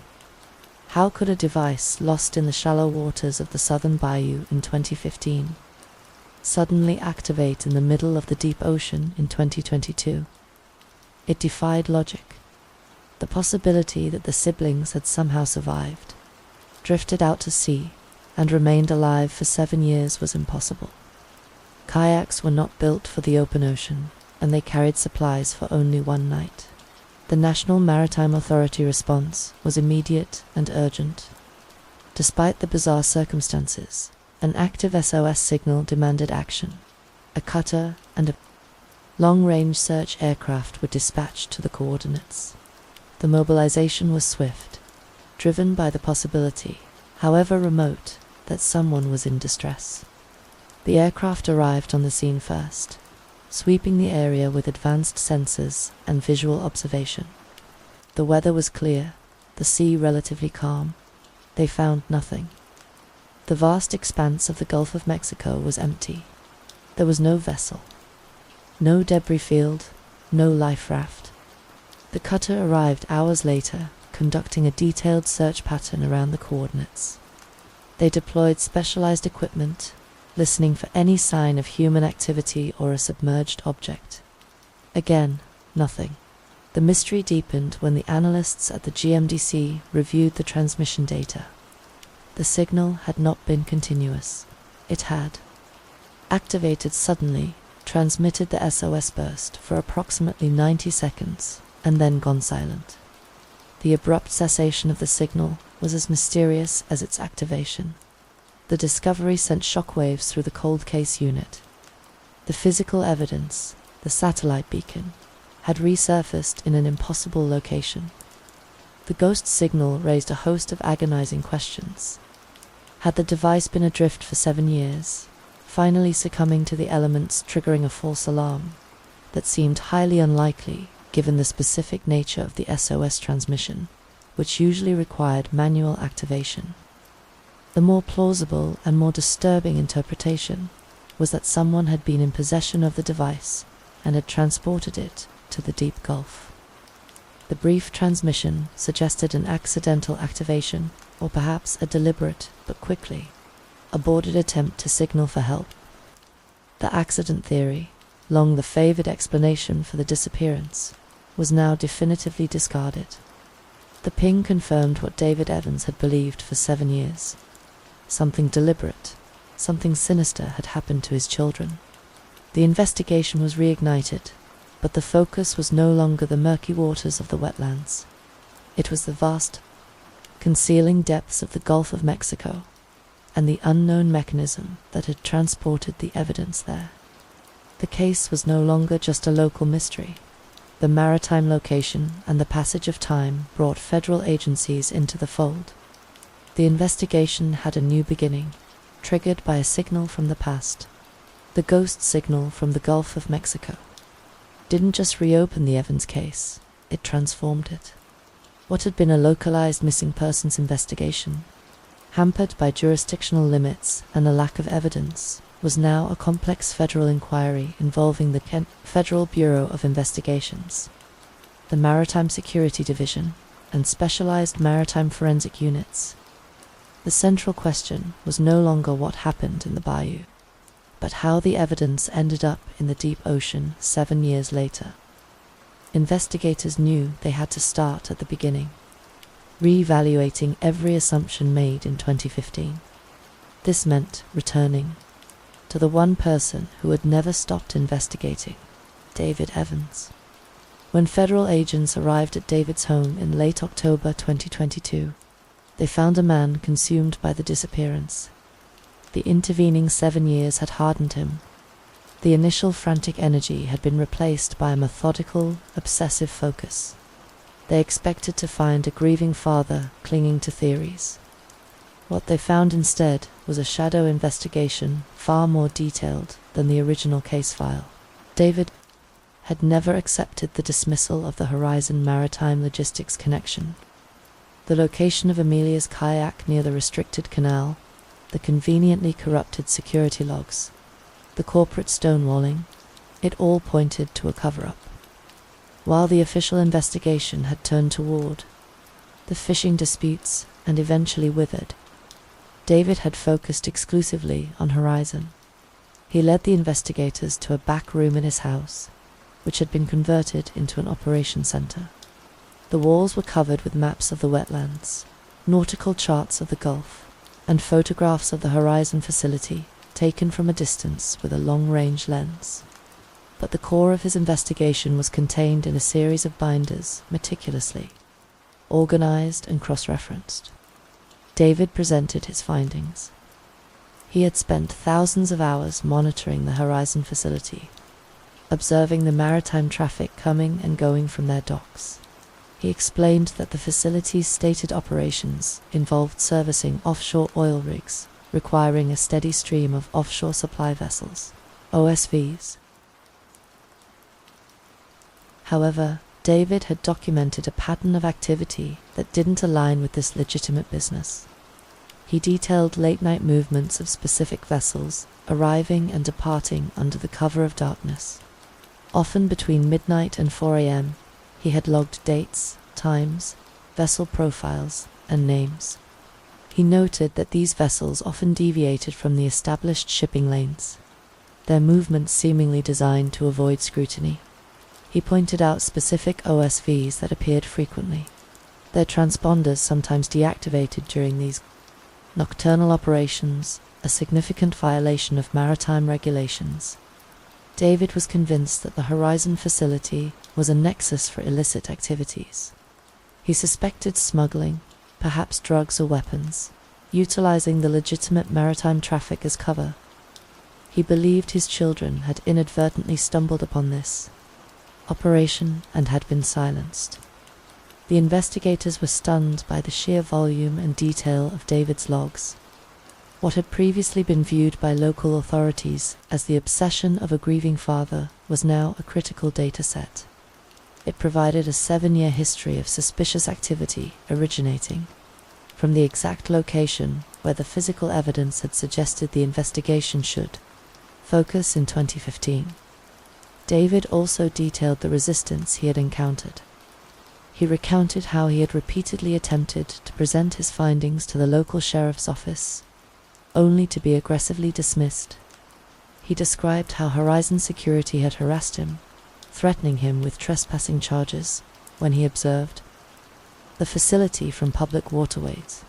But the most disturbing aspect of his account was the behavior of local law enforcement. He specifically mentioned a deputy, Marcus Thorne. According to David, Thorne had been particularly hostile to his inquiries. Thorne had been involved in the initial investigation and had been instrumental in dismissing the Horizon connection, pushing the accident theory and the fishing dispute angle. David described instances where Thorne seemed actively protective of Horizon interests, intervening to shut down any line of inquiry that pointed toward the facility. David recounted a specific incident in 2017 when he had obtained photographs of a suspicious vessel docked at the Horizon facility late at night, loading unmarked containers. He presented the photos to the sheriff's office, demanding action. Deputy Thorne had taken the report, assuring David it would be investigated. Weeks later, when David followed up, Thorne claimed the photos were inconclusive and the vessel was legitimate. David later discovered the vessel had left the area shortly after he filed the report, and Thorne had never initiated a formal inquiry. David believed Thorne was compromised, actively working to protect Horizon maritime logistics. At the time, this accusation had been dismissed as paranoia. Now, in the context of the resurfaced evidence and the clear indication of a long-term criminal enterprise, David's claims gained chilling credibility. The federal investigators recognized the significance of David's shadow investigation. It provided the context they needed to understand the scope of the potential criminal activity. The logs confirmed a pattern of organized deep-water maritime activity originating from the Horizon facility. If these vessels were involved in smuggling, they were also the most likely mechanism for transporting the evidence to the deep Gulf. The investigation shifted focus. The target was now Horizon maritime logistics, and the immediate priority was to corroborate David's findings with hard data. They needed to identify the vessels involved, trace their movements, and determine the nature of their illicit operations. They also needed to initiate a confidential investigation into Deputy Marcus Thorne, recognizing that any investigation into Horizon would likely be compromised if local corruption was involved. The shadow investigation had illuminated the path forward, pointing toward a conspiracy far deeper and more organized than previously imagined. Armed with David Evans' meticulous logs and the precise coordinates of the SOS ping, the investigation entered a new, highly technical phase. The task force, now comprising federal agents and maritime forensic specialists, focused on identifying the vessel responsible for transporting the satellite beacon to the deep Gulf. They knew that if they could identify the vessel, they could begin to unravel the conspiracy. The primary tool for this phase of the investigation was the Automatic Identification System, EYES, a global network that tracks the movement of maritime vessels. All large commercial vessels are required to broadcast their position, course, and speed using EYES transponders. The historical EYES data for the Gulf of Mexico provided a detailed record of maritime traffic around the time of the SOS ping on October 15, 2022. The investigators began a painstaking process of analyzing the AI's data for the hours surrounding the signal. The search area was vast, and the volume of data was immense, reflecting the constant movement of commercial traffic in the Gulf. They were looking for anomalies, vessels exhibiting unusual behavior consistent with the disposal of evidence. This meant looking for vessels that deviated from established shipping lanes, slowed significantly, or stopped in the area of the ping. The analysis required sophisticated software and expert interpretation. The team meticulously filtered the data, eliminating vessels that maintained a consistent course and speed or were clearly engaged in legitimate activities such as fishing or surveying. They focused on the specific coordinates where the signal originated, looking for any vessel that intersected with that location at the precise time of the transmission. The process took weeks of detailed analysis. The deep Gulf was a busy area and several vessels were in the vicinity. However, one vessel immediately stood out. It was an offshore supply vessel, OSV, named the Sea Serpent. The EYES data showed that Sea Serpent had departed from the vicinity of the Horizon Maritime logistics facility in the early hours of October 14th. Its stated destination was an offshore oil rig located further west in the Gulf. However, the data revealed a significant deviation from its expected course. In the early hours of October 15th, around the time the SOS signal was transmitted, the Sea Serpent slowed dramatically. The data showed the vessel decelerating from its cruising speed of 12 knots to a near standstill. It remained at the exact coordinates of the SOS ping for approximately 10 minutes, drifting slowly before resuming speed and correcting its course toward its stated destination. The behavior was highly suspicious and difficult to explain through legitimate maritime operations. There was no operational reason for an OSV to stop in the middle of the deep ocean, far from any infrastructure. The duration of the stop was consistent with the time required to dispose of an object overboard. The correlation between the vessel's location and the timing of the ping was too precise to be a coincidence. The investigators immediately cross-referenced the Sea Serpent with David Evans' logs. The vessel appeared frequently in his documentation of suspicious activity at the Horizon docks. David had noted the Sea Serpent engaging in late-night departures, often with its transponder deactivated for periods of time near the coast. It was one of the vessels he had identified as likely involved in the illicit operations he observed. The evidence strongly suggested that the Sea Serpent was the vessel they were looking for. The next step was to determine who controlled it. Tracing the ownership of commercial vessels can be a complex endeavor. Vessels are often registered through a web of shell corporations and flags of convenience designed to obscure the true ownership and limit liability. The Sea Serpent was no exception. The vessel was registered in the Bahamas, owned by a holding company based in the Marshall Islands. This holding company was in turn owned by a series of interlocking shell corporations registered in various jurisdictions known for financial secrecy. The investigators spent weeks peeling back the layers of corporate obfuscation, utilizing international cooperation agreements and forensic accounting techniques to follow the money trail. The trail eventually led back to the United States. The ultimate beneficial ownership of the Sea Serpent was traced to interests controlled by Horizon Maritime Logistics, and specifically to its owner, the influential and politically connected Elias Thorne. Elias Thorne was a prominent figure in the region known for his wealth, his political donations, and his ruthless business practices. His company controlled significant infrastructure along the Gulf Coast, and he wielded considerable influence over local politics and law enforcement. The connection explained the resistance David Evans had encountered and the stonewalling of the initial investigation, particularly the actions of Deputy Thorne. The identification of the sea serpent and its connection to Elias Thorne solidified the investigation's working theory.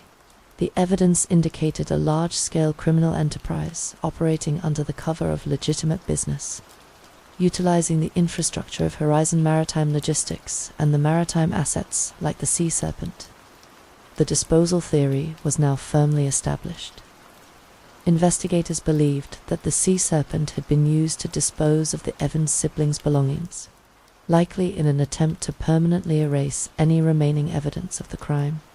The activation of the satellite beacon had been an accident, a mistake that had exposed the entire operation.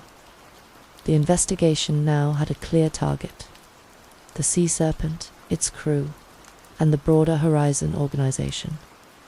Over the course of several days, Captain Alex Turner detailed the inner workings of the Horizon organization, confirming the investigators' suspicions of large-scale smuggling and human trafficking. And finally, he recounted the events of the night of May 19, 2015. Turner confessed that he and a specialized team were engaged in a highly sensitive illicit operation that night. The Horizon organization was locked in a fierce rivalry with a competing smuggling and trafficking syndicate that operated in the same region. This rival organization utilized an underwater pipeline near the Horizon facility to transport illicit substances. Elias Thorne, determined to his competitors' operations and send a message of dominance, had ordered Turner and his team to sabotage the pipeline. The operation was complex and required specialized equipment. They were working underwater, using scuba gear and underwater cutting tools, operating from a small vessel anchored in the restricted canal near the Horizon facility. The location was chosen for its seclusion and proximity to the target pipeline. They believed the area was secure, protected by their own security and the corrupted oversight of Deputy Thorne. It was late at night, the darkness providing cover for their activities. They were focused on their task, the noise of their equipment masking any ambient sounds. They never anticipated recreational kayakers in that area. Amelia and Liam Evans, exploring the canals late at night, perhaps drawn by curiosity or simply navigating the complex waterways, had inadvertently stumbled upon the operation. They saw the vessel, the lights, the activity on the water. They had become witnesses to a federal crime, an act of industrial sabotage linked to organized crime. Turner's team spotted them immediately. The reaction was swift and decisive. They couldn't risk exposure. They intercepted the kayaks, capturing the siblings before they had a chance to escape or call for help.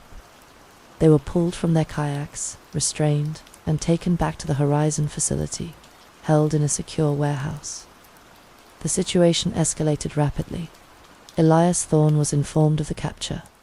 He arrived at the facility shortly after, assessing the situation.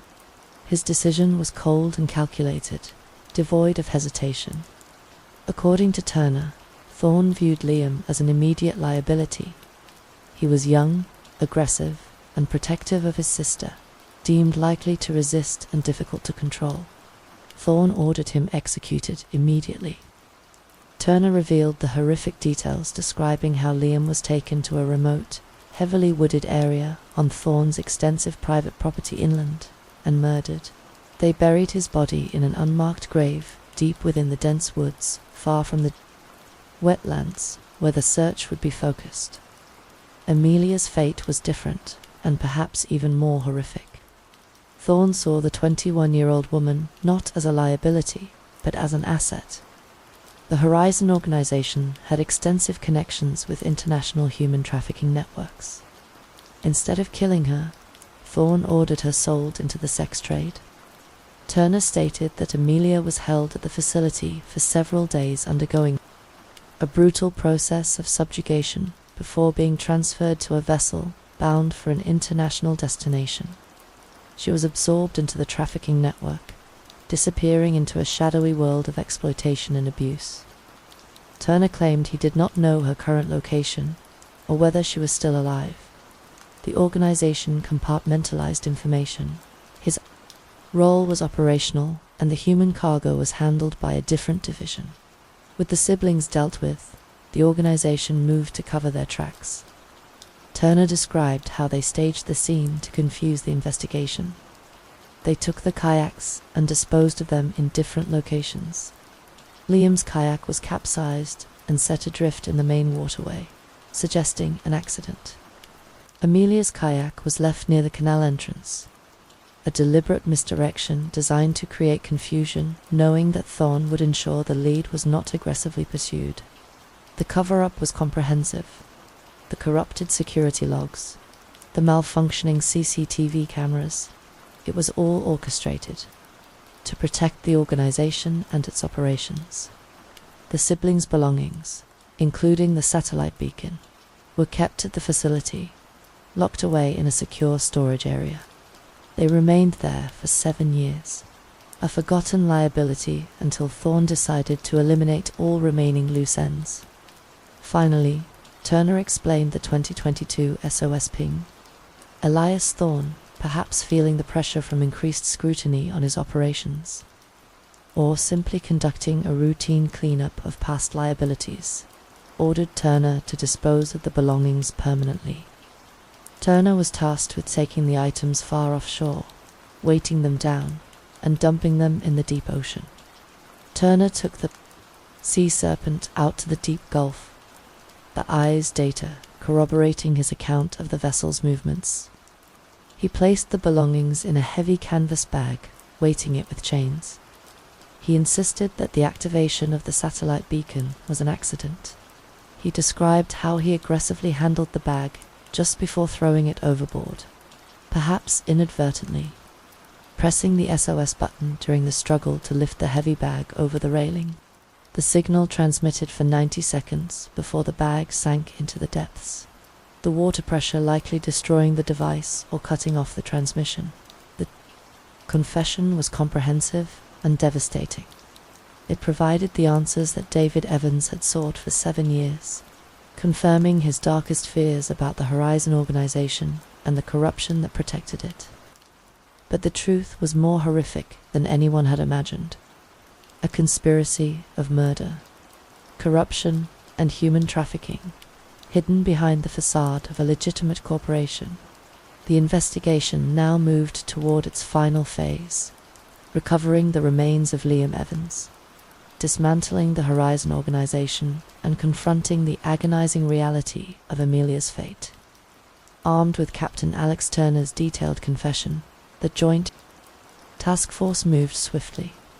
In late 2023, investigators executed a search warrant on the vast private property owned by Elias Thorne. Following Turner's precise directions to the remote wooded area, excavation teams began the grim task of searching for the unmarked grave. After several days of intensive effort, they located the site. Skeletal remains were carefully unearthed. DNA analysis confirmed the remains belonged to Liam Evans.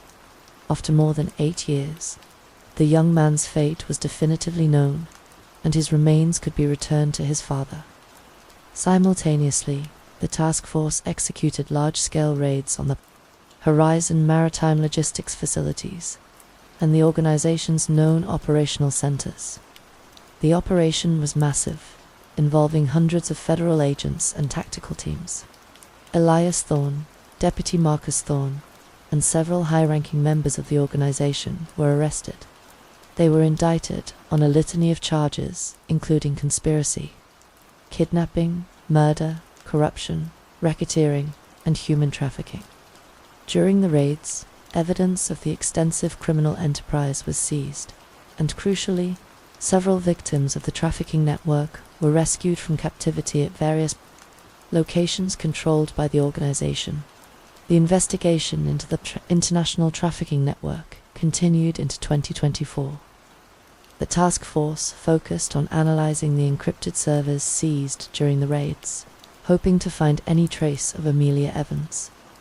The analysis revealed the horrific scope of the operation. It confirmed that Amelia had been moved internationally shortly after her abduction in 2015. The digital trail indicated she had been trafficked through several countries over the years. Devastatingly, the evidence confirmed she was last known to be alive within the network as recently as late 2023, located somewhere in Southeast Asia. For David Evans, the resolution of the case brought a fractured closure. The recovery of Liam's remains allowed him to finally lay his son to rest. The dismantling of the Horizon organization and the arrests of those responsible provided a measure of justice. But this was overshadowed by the agonizing knowledge that his daughter was likely still alive, captive in the horrific world of international sex trafficking with little hope of recovery. The celebration of her mobility had ended in captivity, a continuing tragedy hidden in the shadows of the world. That's it for tonight's story. Thanks for listening. If you enjoyed it, don't forget to like, subscribe, and share your thoughts in the comments. Sleep tight, and I'll see you in the next one. The task force began planning the next phase of the operation, recognizing that they were dealing with a sophisticated, well-resourced, and dangerous adversary.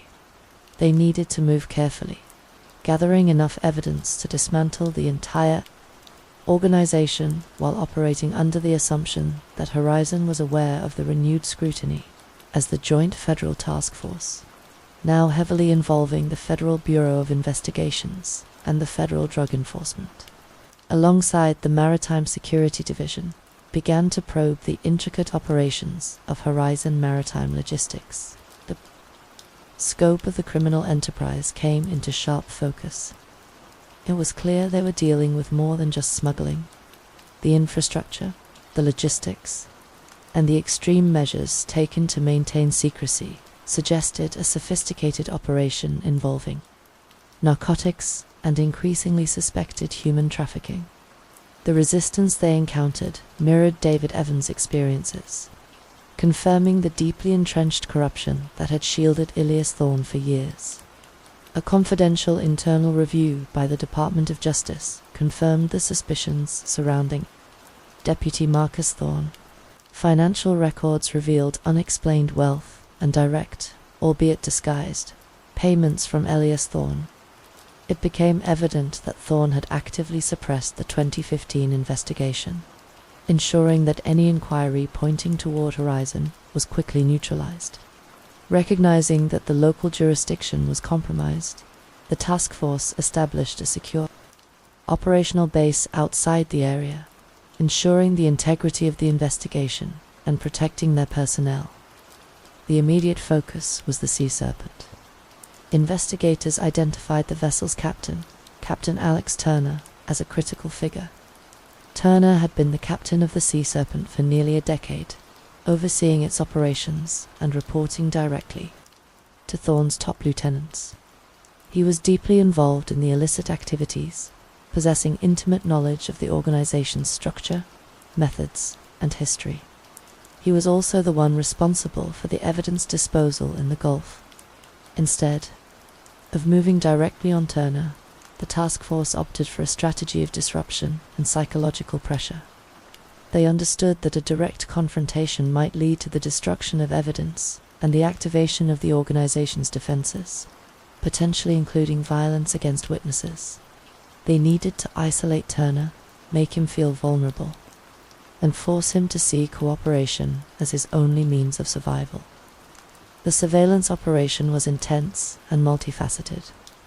The Sea Serpent was tracked continuously via eyes, data, and satellite imagery. When the vessel docked at various ports along the Gulf Coast, surveillance teams were deployed to monitor the crew's activities, the loading and unloading of cargo, and any interactions with Horizon representatives. The pressure campaign began, subtly, but escalated quickly. The Sea Serpent found itself subjected to relentless scrutiny from port authorities. Routine inspections became more frequent and significantly more thorough. The National Maritime Authority boarded the vessel multiple times, citing minor safety violations, causing costly delays and disrupting the vessel's tight schedule. Customs and Border Protection agents conducted surprise audits of the vessel's manifest and cargo, questioning discrepancies and increasing the operational risk for the organization. These disruptions were carefully orchestrated to appear as heightened regulatory enforcement, but their cumulative effect was significant. The Sea Serpent began missing deadlines. Its operations became inefficient, and the organization's revenue stream was impacted. The pressure began to mount on Captain Alex Turner. Elias Thorne was not known for tolerating failure. The task force utilized electronic surveillance, intercepting communications, indicating that Thorne was increasingly dissatisfied with the performance of the Sea Serpent, and furious about the increased attention from authorities. The botched evidence disposal, the SOS ping that had reignited the Evans investigation, was a catastrophic liability, and Thorne held Turner personally responsible. Turner began to feel the heat from both sides. He was being squeezed by the authorities and simultaneously facing the wrath of his employer. The surveillance teams noted a distinct change in his behavior. He became agitated, paranoid, constantly. Checking his surroundings, he started using burner phones, minimizing his time ashore and exhibiting the behavior of a man who knew he was being hunted. The task force intensified the pressure. They approached some of the junior crew members of the Sea Serpent, conducting interviews, suggesting they knew about the illicit activities and offering leniency in exchange for cooperation. This information quickly filtered back to Turner, amplifying his paranoia. He believed the organization was setting him up, positioning him as the fall guy for their failures, and that his elimination was imminent. The breaking point came in early 2023. The Sea Serpent docked in Mobile, Alabama, for scheduled maintenance. The surveillance team noted that Turner was unusually tense. He had a heated argument with a Horizon representative on the dock, the exchange visibly aggressive. The representative left abruptly, and Turner returned to the vessel, his face pale. Later that evening, Turner made a desperate move. Believing that the organization was planning to silence him permanently, he panicked. He abandoned the Sea Serpent outside of his scheduled leave, taking a small pre-packed bag and disappearing into the streets of Mobile. The surveillance team tracked him as he took a taxi to a local budget motel. He checked in under a false name, paying cash. The task force recognized the signs of a fugitive preparing to flee. They needed to apprehend him before he disappeared permanently, or was reached by Thorne's operatives. The next morning, Turner emerged from the motel, his appearance altered, wearing sunglasses and a baseball cap. He took another taxi, this time heading north toward the Hartsfield-Jackson Atlanta International Airport in Atlanta. The chase was on. The task force mobilized rapidly, coordinating with airport police and federal agents stationed at the airport. They tracked the taxi's progress along the highway, ensuring they had teams in place to intercept Turner when he arrived. The tension was palpable. They knew this was their best chance to break the case wide open. Turner arrived at the international terminal, his movements hurried and erratic. He proceeded directly to the check-in counter for a flight bound for the Caribbean. Utilizing a sophisticated false passport, the agents observed him from a distance, waiting for the optimal moment to move in. They couldn't risk a confrontation in a crowded terminal that might escalate or allow Turner to escape into the secure area of the airport. Turner cleared security and proceeded toward the gate. The departure lounge was crowded, the atmosphere filled with the ambient noise of travelers. The agents positioned themselves strategically, blocking the exits and blending in with the crowd. They monitored the flight status. Boarding was scheduled to begin in 15 minutes. As the boarding process began, Turner lined up, clutching his bag, his eyes darting nervously. He was moments away from escaping U.S. jurisdiction. The lead agent gave the signal. The team converged on Turner simultaneously from multiple directions. The apprehension was swift and decisive. Turner was taken down before he had a chance to react. His face pressed against the cool terrazzo floor of the terminal. He was handcuffed and escorted away from the crowded gate, the other passengers staring. In stunned silence, Captain Alex Turner was in custody. The defection had been intercepted. The task force now had the key witness they needed to dismantle the Horizon organization and finally uncover the truth about what happened to Amelia and Liam Evans. The years of investigation, the frustration, the technological breakthroughs, it had all led to this moment. The interrogation of Captain Alex Turner would reveal the dark secrets hidden behind the corporate facade of Horizon Maritime Logistics.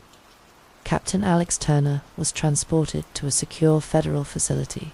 The interrogation began immediately. He was isolated, disoriented, and consumed by terror. He understood the reach of Elias Thorne's organization, the violence they inflicted on those who betrayed them. He also understood the weight of the evidence against him, the eyes data proving his presence at the disposal site, the surveillance documenting his flight, the inevitable charges stemming from his long involvement in the organization. He was facing the rest of his life in prison or a violent death at the hands of his former employer. The federal prosecutors presented him with a stark choice: cooperate fully or face the full force of the federal justice system, which offered little protection against the organization's reach within the prison system. Turner, seeing no other viable option for survival, demanded a deal. He insisted on entry into the federal witness protection program, guaranteeing his safety in exchange for a full confession and testimony against Elias Thorne and the organization. The prosecutors, recognizing the value of his testimony in dismantling a major criminal enterprise responsible for murder and international trafficking, agreed to the terms.